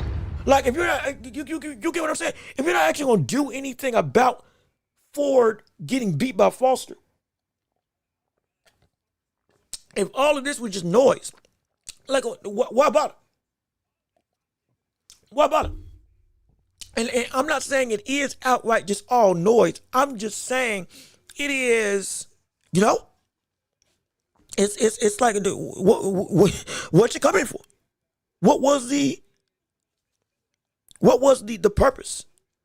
If you talk and then now nothing's actually coming to this, we're going with other plans. And I thought Foster just out in the sun. See, and he's gonna say, see, I told you, he don't want that smoke. He saw what I did to his boy, and he still ain't gonna do nothing. Unless that fight better actually happen. Because even if it's not true, the conversations abounding because of the optics, it would look very bad. It would look very, very bad on the bigger notions of competition in the greater landscape of what the boxing world would say about the likes of Shakur. Still pound for pound, great, still all that stuff, but it would be, we know boxing fans, we know that we know the stuff that gets talked about after a certain point when you don't do certain things. It can get nasty. It can get real nasty really quickly. But even still, we got more. We don't want to spend too much time on this. We got more to discuss on the world of boxing and beyond. Like with actually, in fact, this is a great opportunity to actually go and transition over into the championship rounds. We can do a little bit early today because most of our news for the rest of the show goes kind of all over the place from the standpoint of competition and outright happenings in the boxing world. So, ladies and gentlemen, we're actually going to take a detour and go straight into the world of the championship rounds right here, right now for your viewing and listening pleasures. Let's jump right into it, shall we? Come on. It's time to work. It's time to shine. It's time for us to make this show sublime and have your thoughts and opinions be seen and heard for the masses all across the globe. And whatever you want to discuss in the boxing landscape, we can talk about it, whether it's movie, sports, television, video games, the NBA, NFL, and everything else under the sun. We can discuss it with you all right here on our show to have your voices and opinions be heard and felt, and get your takes off on me for the next 30 minutes to an hour on everything involving the sports world as a whole. And with that being said, hey, we got to touch on the other things in reference to the world of boxing as Bivol came back and he returned to the ring in a fight that had everybody saying, what does the one of the pound-for-pound 5 best fighters in the world still have in the gas tank, as he is looking to return and thrive in the boxing world as a dominant champion yet again? Can he look like the same as he used to? Can he go and come back and be dominant like he used to, going up against Eifer, defending his title? And he won. Unanimous decision, got a knockdown. I believe it was an unanimous decision. Got a knockdown in the first, 2 rounds of the fight with the left hook, and then just continued to be relatively to be vulnerable. Now, like we said before, this was an easy fight. This was not supposed to be competitive. This was not supposed to be something that we were saying, oh my gosh, this brother's coming through, and hey. And he floats like a butterfly and hits like a tree. We weren't going to be saying stuff like that because this wasn't against somebody that was oh so demonstrative, destructive, and crazy in all regards. We get that. We get that, absolutely. But what we also need to understand, did people at least feel comfortable? Did the back surgery affect and or hinder his ability to still be the fighter that we know or that we wanted him to be, as we're watching him come back to potentially take a position to get a fight with Artur Beterbiev in a trilogy for the undisputed light heavyweight championship of the world? And let me see your thoughts and opinions on this before I keep on continuing my own thoughts. People better stay away from Benavidez, or that'll be his last fight. And like, the whole issue is, one, I got Benavidez ranked above Bivol right now, which I think is fair for most people. And well, I'm not most people. For me, I think that's fair with what we saw. Absolutely. I completely agree that is a right semblance, sentiment to have. And yeah, I don't think Bivol should go and fight Benavidez if he wants to stay undefeated. Because the best fight to make him lose, if it ain't Artur Beterbiev, it is Dave Benavidez. And be clear, the fight with Benavidez, or the fight with Artur Beterbiev and Bivol, looks to be on or in a real position to actually be made happen, as being reported by the boxing scene. There we go. As being reported by the boxing scene, he is getting, it looks to be, per Sean Zito himself, and this is through the proxy of Pound for Pound Boxing on Twitter, but via Sean Zito, Bivol versus Beterbiev trilogy will likely happen next in Russia, funded by Umar Kurmelev, and several Russian sources offering Bivol and Beterbiev in the ballpark of $20 million each for their trilogy fight against each other. So that's what, again, Sean Zito reporting, one of the more prominent boxing journalists, some of the best integrity that we got in the sport right now. He is the one that's saying this. And so that's probably the fight that's going to be happening. After this fight, since this is what looks to be on the next situation, we'll probably get Bivol after that. Probably. We'll probably get Bivol after that. Now, if I heard correctly, I can't remember exactly, but I think I also heard that Benavidez, while he was wanting to fight Bivol, and he was trying to negotiate the fight with Bivol, after this fight with Eifer, he may have a mandatory that he's going to have to fight to defend his titles that he just won. So, with this fight with Beterbiev and Bivol happening, or seeming like it may be up next for Bivol, we could see Beterbiev stay at cruiserweight and defend his belt before ultimately making a decision where he's going to stay and fight Jai Patai, even though Jai doesn't have a title, or go down to 175 and fight the winner of Bivol versus Beterbiev. So we'll see how that whole saga goes. But what I can say, Bivol looked better than I expected in his return to the ring. It was almost as if it was no issue at all. Crazy enough, very little was lost in what I saw in the comeback fight of Bivol against an opponent that he should have beaten in Eifert. Now, was he pushed and tested? Not really. Was it competitive to the point that he had to find something else out about him? No. Did he have to do anything eccentrically strenuous or eccentrically straining to go and make this fight turn in his favor? No, he didn't, because this was easy work. But even in easy work, were you able to do it without a hitch? And I didn't see one, which is very good. Hey, I can say that. That's very good. I'm good for that, because that means that the next fights that we get with Bivol and any other opposition should be the best version without any real hiccups or problems. So the Beterbiev trilogy that we can see will still live up to the hype. And the fight with Benavidez that we want to see eventually. If Benavidez beats Bivol, there will be no excuse except for Benavidez is just better. There won't be no injury. Won't be no holding back. He'll just be better. If he does win and Bivol continues to look like this against all opposition, including Artur Beterbiev. And so, either way. So, like, it was telling. Didn't tell the whole story. But it gave us some good news to say that Bivol, he looks like he's back, at least as close to back as to what we remember, which can make for great fights down the line, no question about it. Also, let me see. That's good money. No, yeah, that is good money. Each. $20 million each. That's guaranteed. That's not even counting the gate. It's not even counting pay-per-views. It's not even counting merchandise and all that stuff. Paying for appearances and whatnot.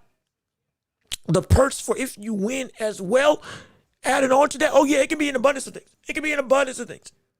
An abundance of things that can add on even more to what this potential money can be for this fight. So yeah, it makes sense. It's a huge deal. And it's a lot of money. And this is why he took the fight in the first place when he initially was supposed to fight Benavidez, but instead chose to fight Beterbiev. To the point he dropped the belt because Turkey was going to pay him a boatload of money for that fight. Oh, excuse me. Let me rephrase that. My apologies. Turkey wasn't going to pay that fight for Beterbiev versus Bivol, the trilogy. He said he wasn't going to fund it. But there was still a whole lot of money to be made if he did take that trilogy fight. So he took it. This type of money that we were talking about was on the line. Boy, like, I get it. I do understand. And it's, hey, shoot.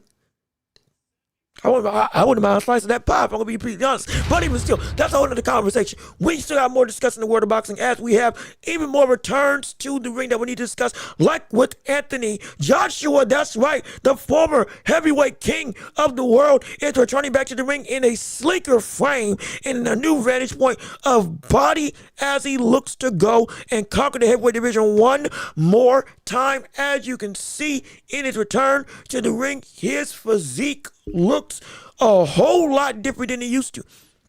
Now, let me see if I can de-stretch this picture so it doesn't look as how do we say, it doesn't look as there we go. No, wait, hold on, wait, no, hold on.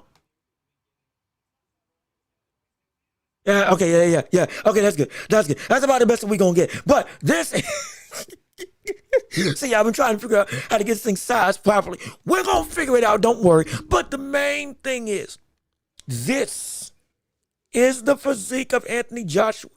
And this is the slimmed down, refurbished nature of the former heavyweight king. And this is who's going to be fighting against Perenga on what? I think it's like roughly a month or so. I think it's this month actually. He's going to be. Do you see this month or that month? This month or next month, he's going to be fighting. This is what you're going to get. He's still bulky.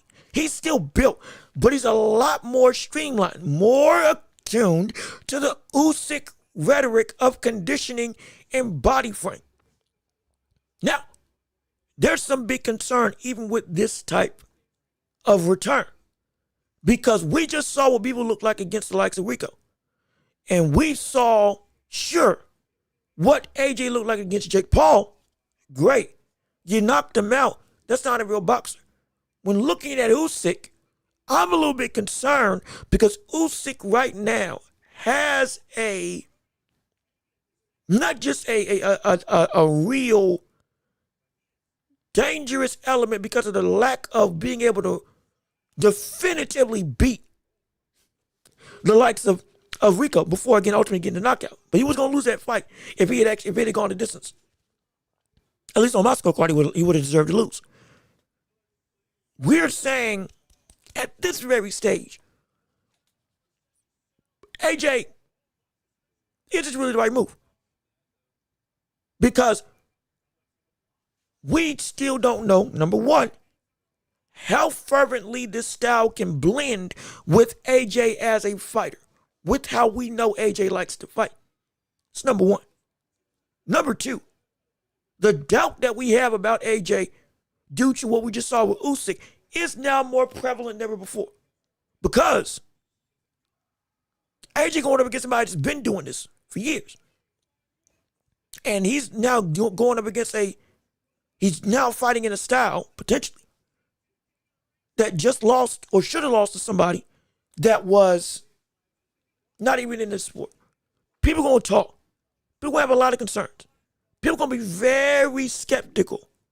They will be. I guarantee you, they're going to be very skeptical. I think we should be fine.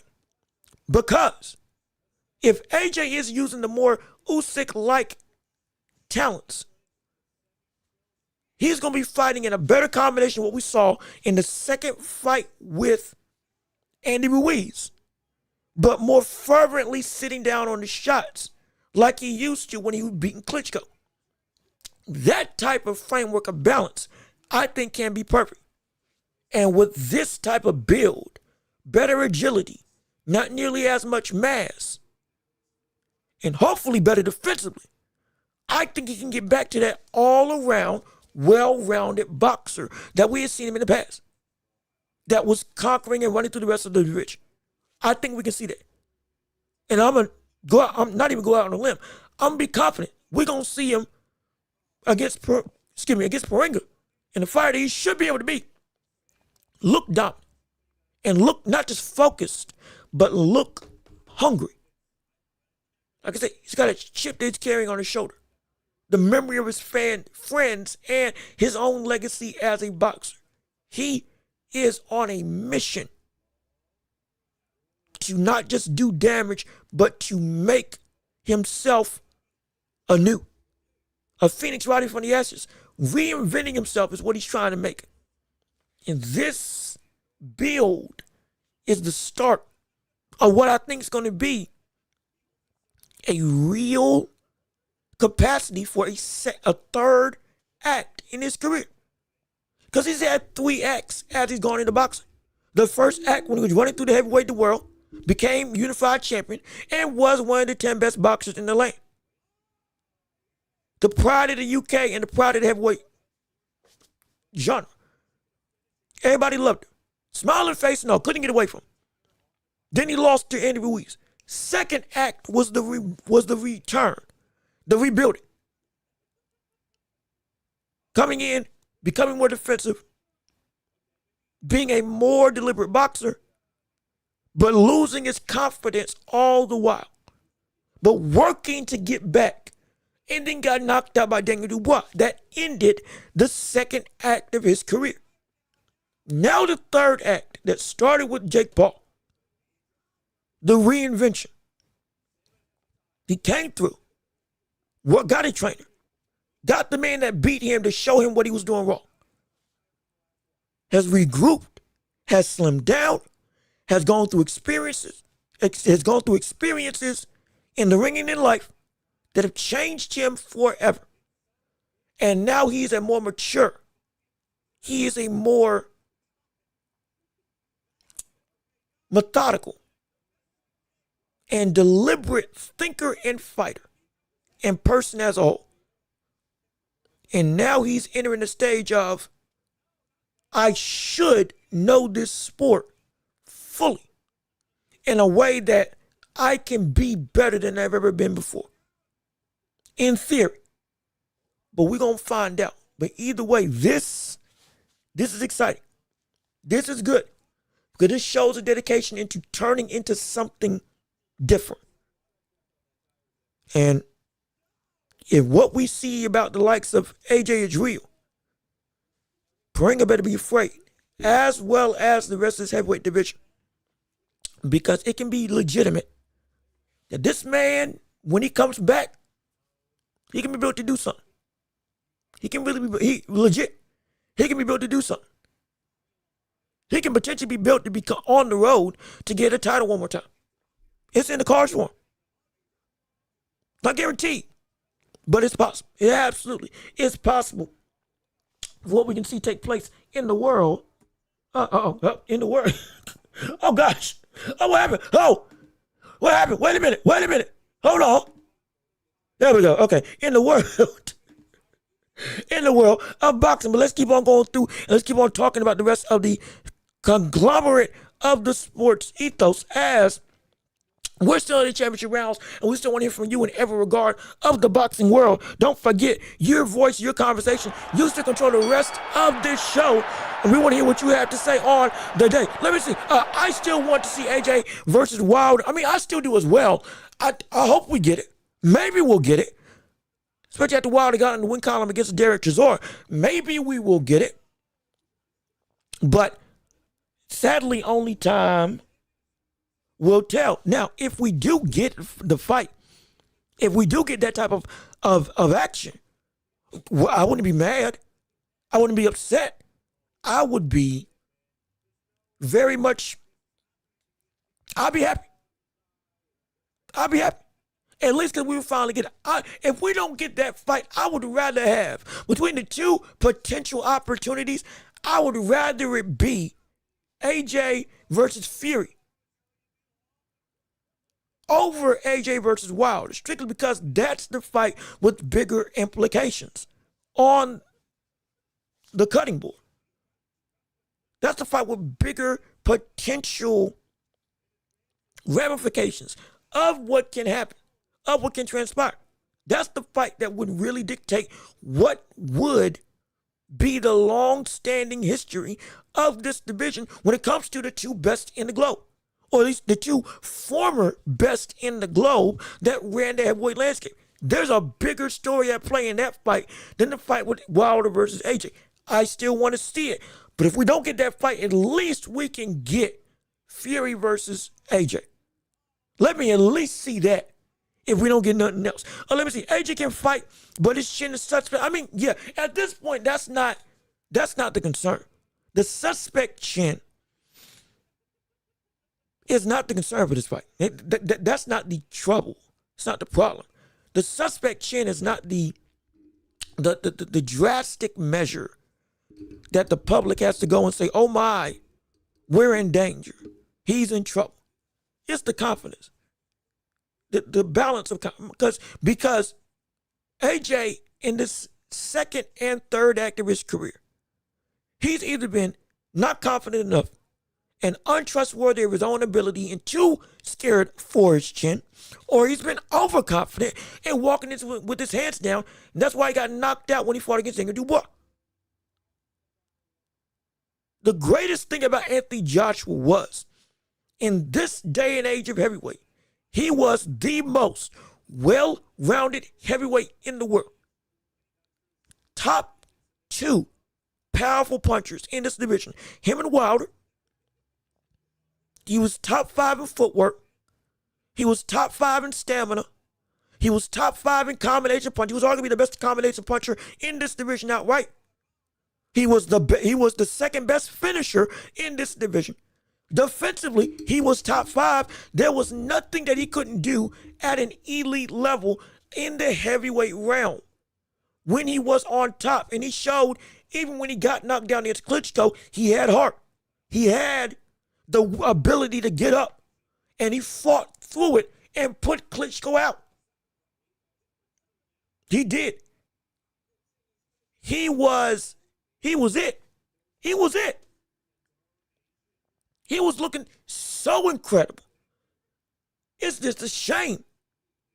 When he got knocked out, he lost himself in his mind and in his fear of getting caught again. And it bled into the rest of his game unraveling. Everything about AJ went to pot. All of his, not just well-balanced nature, but all of his combining of skill sets went and turned into only individual weapons.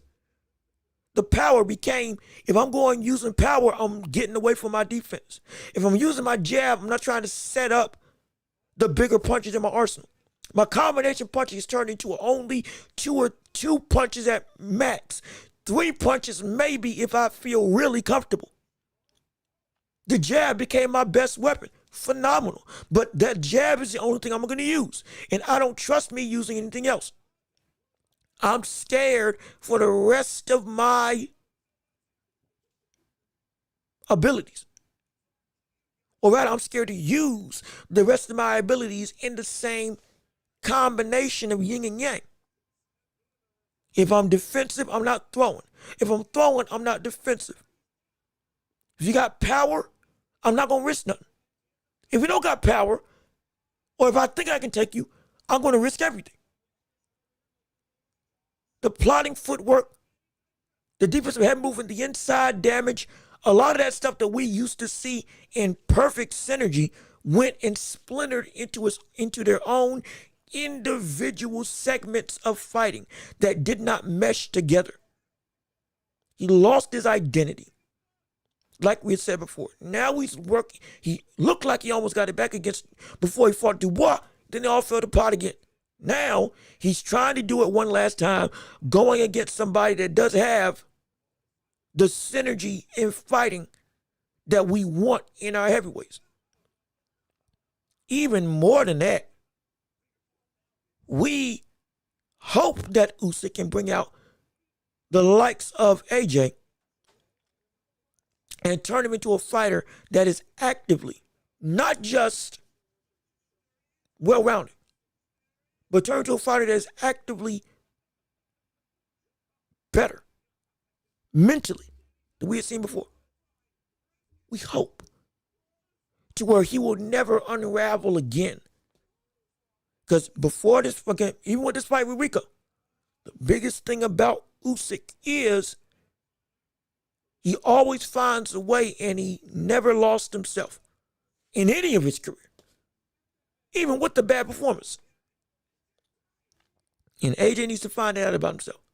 And if he does, perfect. If he does, perfect. If he doesn't, though, no, we're going to have a problem. But let me keep on reading. AJ's skills is very well rounded. Yes, it is. He has all the abilities. He does.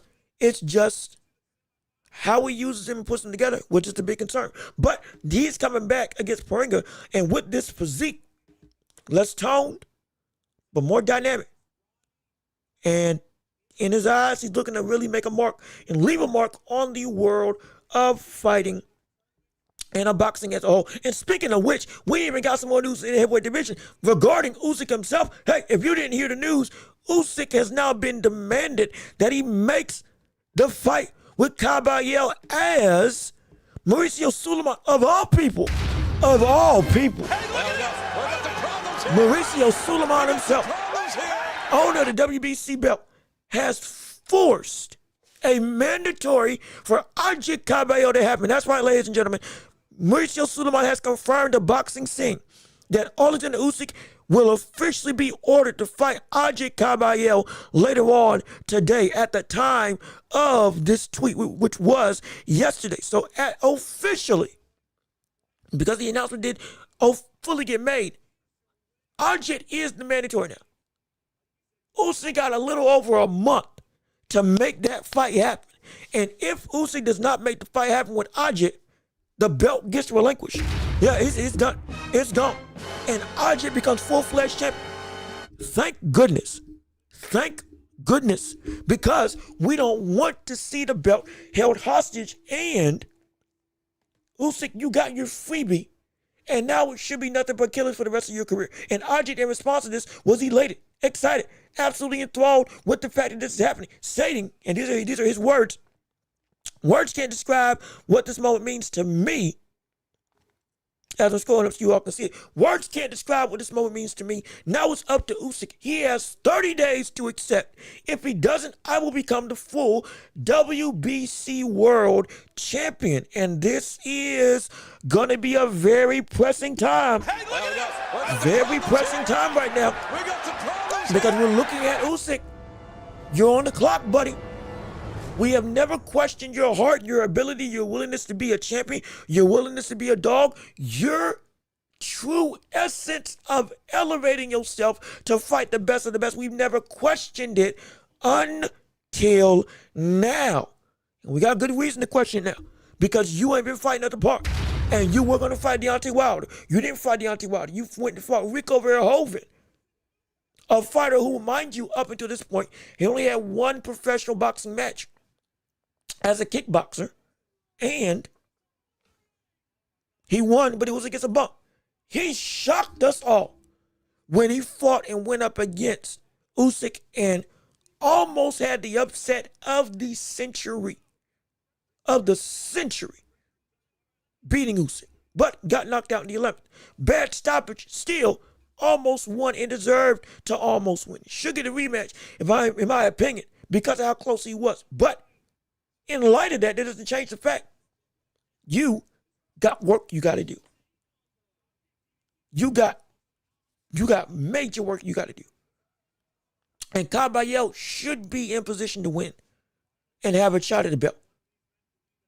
Because now it's Cabello, Wardley, Talma, all of them are nipping at your heels. And you have no excuse, none, not to take any of these fights. None. And if we're going to keep the standard, we got to keep it the same. And our standard has been, we want you to fight killers that have been in this regime of sport and that are fully in the midst of the threat level right behind you to get a shot at the title. And Cabello has been the biggest one. And with what we saw with Rico is exactly what we can see against Cabello. Because of what Cabello fights like, can bring a lot of the same problems that we saw Rico bring to the likes of Usyk. Oh, it's a deserved opportunity. And if you don't give him that fight, then Cabello better be champion. Cabello needs to be champion. And if Cabello ever becomes champion, that makes this even more interesting. Because that could set up a Cabello versus the likes of a Talma. Cabello versus Daniel Dubois. Cabello versus Anthony Joshua if Anthony Joshua gets back into the championship opportunities. It's there. It's there. It is in the position to happen. I'm telling you, this is money, not more than money's on the line. Everything is on the line for Usyk right now. A lot of conversation, and more importantly, his status as untouched. It's rivaled now. And we've been saying Cabello's been one of the biggest threats to this title, to this run, and to this reign that Usyk has garnered for a number of months now, if not for a whole blown year. And more than ever, we want to see that take place. So Usyk, the ball's in your court. The ball is in your stable. You have possession. Shot clock getting ready to expire. What you gonna do? That's the biggest question of the day. What you gonna do? I hope you take it. If not, it's gonna be a shame. But before we end but beyond that, we gotta get ready to end off this show because we don't want to stay too far beyond our welcome. We're gonna be back on Thursday. However, there is one thing we gotta discuss because we still got some NBA fans on this show, and we talk about more than just the boxing world. We talk about everything involving the world of sports as a whole, and the NBA playoffs are getting ready to come to a head because the finals are officially set. Wembanyama versus the New York Knicks and Jalen Brunson is happening tomorrow afternoon. That's right. It is game one of the NBA finals. It's here, baby. It's time. It's gonna be one of the most highly impactful events of this year. This series in particular.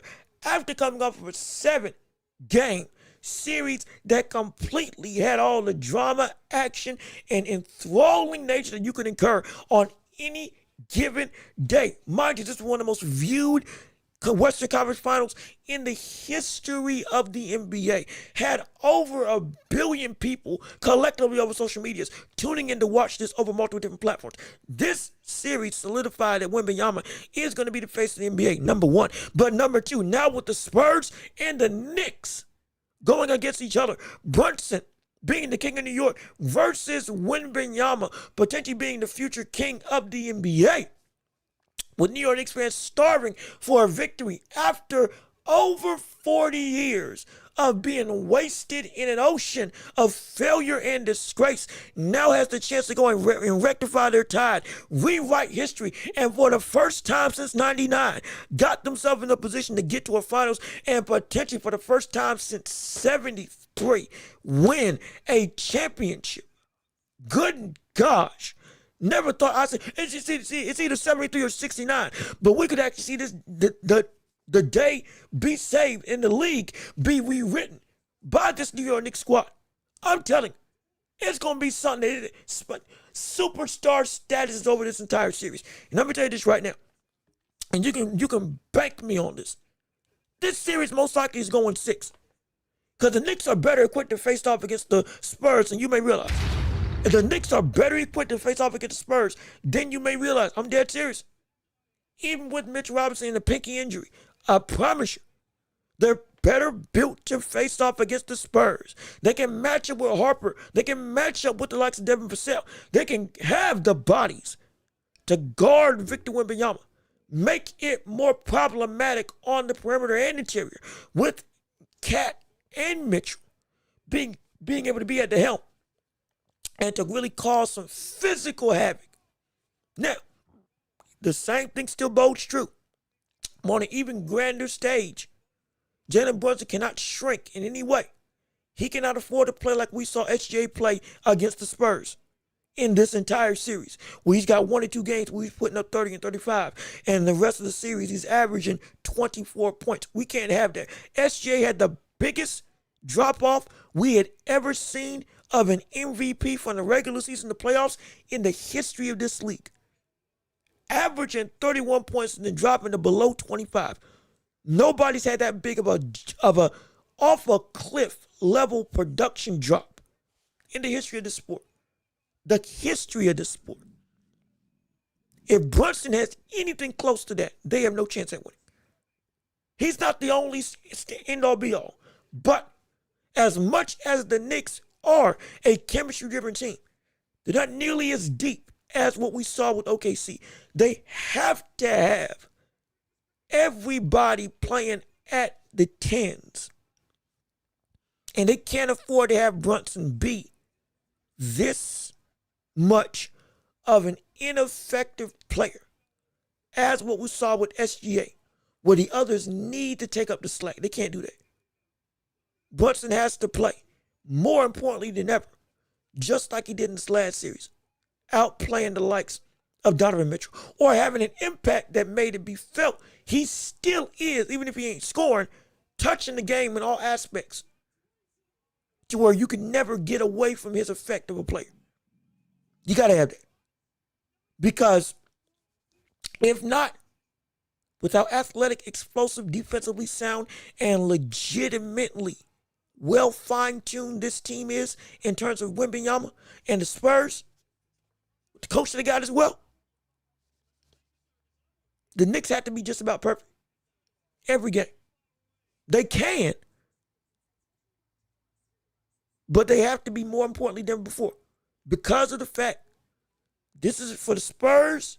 There's another story going into this beyond just, oh, we got a chance to win the finals.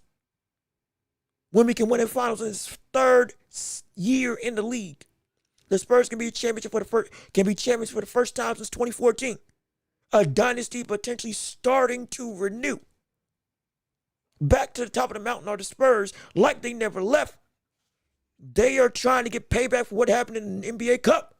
Don't forget, the Knicks beat the Spurs in the NBA Cup to be Cup champions. They've been holding that grudge all year. In fact, they even said it with, I think it was Dylan Harper, that talked about this in an off-mic situation when he was telling his teammates, hey, we got something for that cup.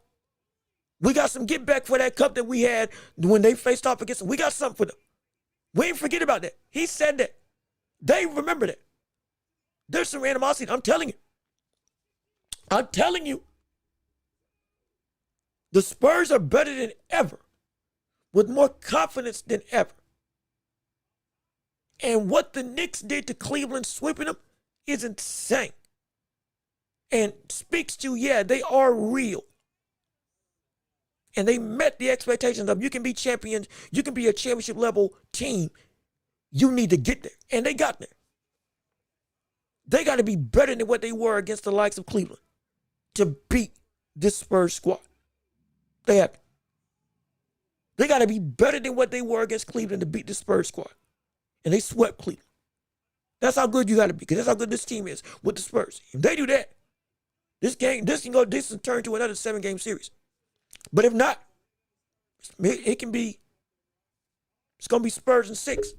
Spurs in potentially 5 with gentleman sweep. I'm serious. I'm dead serious. It can happen like that. Let me see. Johnny Blaze, Chet disappeared. You doggone right he disappeared. Let me tell you something. That brother was in contention to get a contract extension. That man was in contention to get a contract extension with this team on OKC. I guarantee he was the number 2. Be clear. He was the number 2 player for this OKC organization. SGA, Chet, and Williams were the big 3. Chet being that secondary option. This man averaged 10 points in the Western Conference Finals. He took a collective of, he shot 50% this game 7. Why? Because he took 2 shots just about this entire game. At most 4. He was scared to score. Strictly because Wembanyama was there. He got the heart ripped out of him. Completely. In a way that he may never recover from. I guarantee you the rest of that OKC lineup is looking at Chet saying, we have some second thoughts. We got some secondary situations. Sure, yeah. Jalen Williams was injured. Though he did play, he put up 16 in, I think it was a game 2, when he was able to actually be available. But still, if they want to say stuff would have been different, well, it would have been different if Halliburton didn't get injured in game 7 of y'all's first finals win. We can agree to that. What we do know is it still should have been that Chet was supposed to show up, give you 15 points, because if he had 15, maybe this game would have been completely different. But no, this man sucked in abundance, was so bad in so many ways that they had the whole roster looking at him, potentially saying, we may not be able to have you come next year. Trades are in the dossier of conversation. They are. Trades are in the folder. I'm dead serious. A trade for Chet Holmgren is completely viable. Because the whole of the, mind you, this team got swept by the Spurs in the regular season. And Chet specifically, this entire time they played against each other, all games, regular season and finals, has looked so bad because of one man. And as a unit in the West, you cannot afford to have one weak link when that one weak link is the biggest man to guard the likes of Wembanyama. Chet didn't even just not score. He didn't even want to guard him. And when he did guard him, he got sunned, dunked on, dominated, ran through. It was demoralizing in a way that Wembanyama turned Chet into the biggest problem. And every time they're going to play since then, Wembanyama's going to turn Chet into the biggest problem. If OKC doesn't want to win, they're seriously looking at Chet and saying, we might have to get rid of you. We might have to find somebody else. Because upwards of $100+ million on the table for what we can sign you as. No, scratch that. I apologize. Wait a minute. No, I'm wrong. Not upwards. Not even upwards.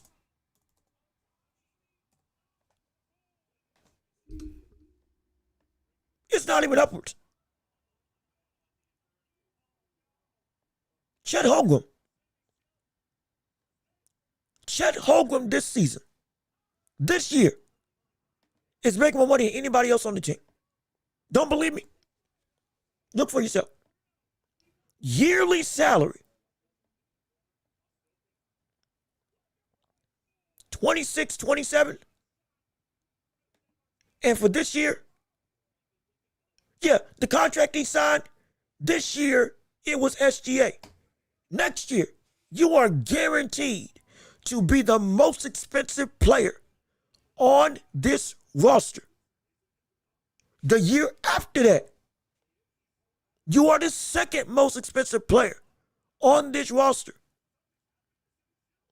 And you, next year, getting paid more than Chet, or next year, Chet getting paid more than SGA and Jalen Williams.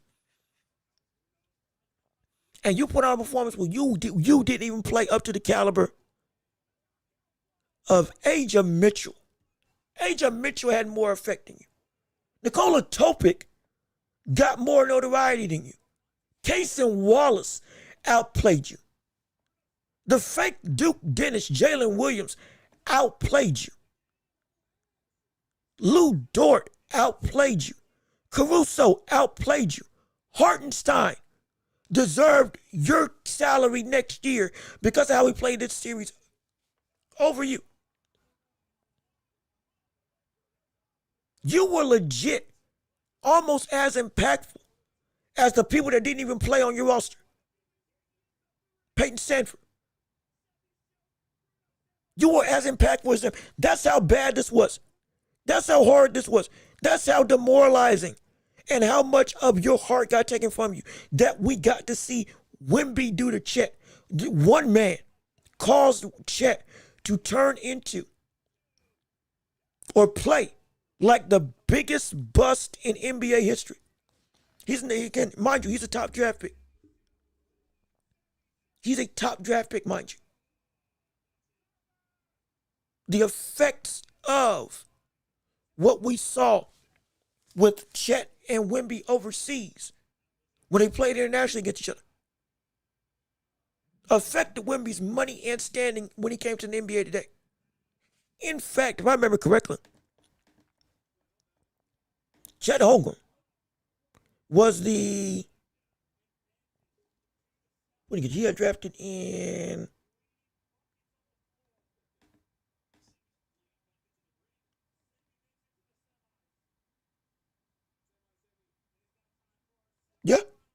Yeah, he was second pick.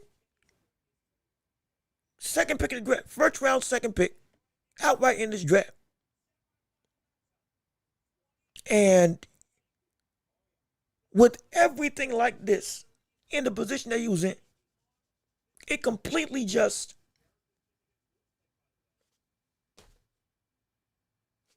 bust.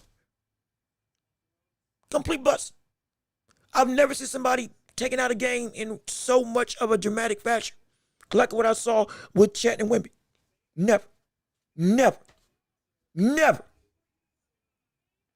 And he was looking like Kwame Brown. He was looking worse. He was looking worse. He didn't even want, mind you, he didn't even try to score. He did not even try to score. The one game that he had more than 10 points, he was the leading scorer on the team with 15. Everything else was abysmal. In a game 7, he had 2 points. In a game 7, he had 2 points in a shot to go to the finals. SJ had over 30. And he still chose not to show up, especially when the rest of the unit, like with Caruso, like with Williams, like with Casey Wallace, even though he hit some clutch buckets, I told you all, specifically with Caruso, he was not going to be able to keep up the offensive load. You need your 2 stars to be dominant, and he still never did. I'm telling you, he deserves to get looked at the way that he's looked at. He deserves to get talked about the way he got sunned. He got sunned and deserved to get sunned. He got exposed. And now everybody's going to be looking at Chet saying he's sweet. He's going to be easy pickings. Whatever we want to do to him, we can do to him. Why? Because this man is demoralized. This could be a performance that affects him for the rest of his career. A demoralizing sentiment where not only can teams not trust you, but you can't even trust yourself specifically if you go up against the Spurs, which is going to be a consistent thing. It's a constant liability. I would not be surprised if everybody's looking and saying, we can't have Chet. Moves got to be made. Sam Preston, you got enough picks. Make a decision. Get us somebody else. Because this can't fly. This cannot fly. I promise you. This is going to be bad. It's going to change a lot of things. And we're going to see how stuff pans out as time goes on. But as we said before, we got to get out of here to make sure we end off this show and we don't overstay our welcome and we can prepare for Thursday afternoon because we got to go and we got to leave. But look, be clear. Wednesday, action-packed. And be careful if you up in New York because, brother, you going to be in for one of the most dramatic scenes in city history. When that tip-off happens, boy, you're going to feel the ruckus all the way down south. I promise you. I guarantee you. But look, we got to go and we got to get out of here. And we got to end this show off with a bang. So with all that being said, ladies and gentlemen, no, wrong button. Hold on. Wait a minute. There we go. This has been another episode of The Watchable with me, your host, Jean-Luc. We appreciate all of you tuning in and listening to our show, joining in on our live, joining in on our chat. Hopefully we made your day a little bit brighter, a little bit better, and had you enjoy this show just a little bit more as we go and end off today's episode. We appreciate you tuning in. If you would subscribe to the channel, come on and join the empire, be a part of the hottest show in all of the globe. Thank you to everybody who came in and chatted and supported on our stream and interacted with us. We appreciate it. We love you all. We can't wait to see you all on Thursday afternoon, same time, same place, same channel. Leave a like on the video before you leave and keep on sharing the show with everybody that you know so we can keep on building up this empire together.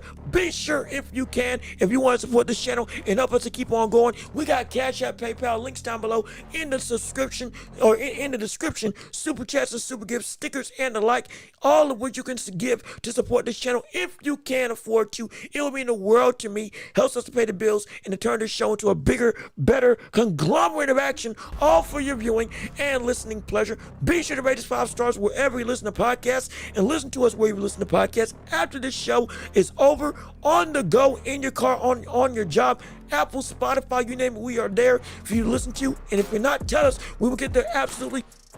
And please be sure to come back here on Thursday afternoon with more topics of conversation involving the NBA, involving the boxing landscape, and so much more with the sports ethos abounding. We can't wait to see you all there, and we can't wait to be back here on Thursday. But I've been Jean-Luc Welch. You all have been absolutely wonderful. Peace and love. Hold on. Be safe, be blessed. Peace and love. we are out of here. Yes, sir. Salute to you. We hope you're having a fantastic day. Enjoy the rest of your afternoon and be safe, be blessed, and we are out of here.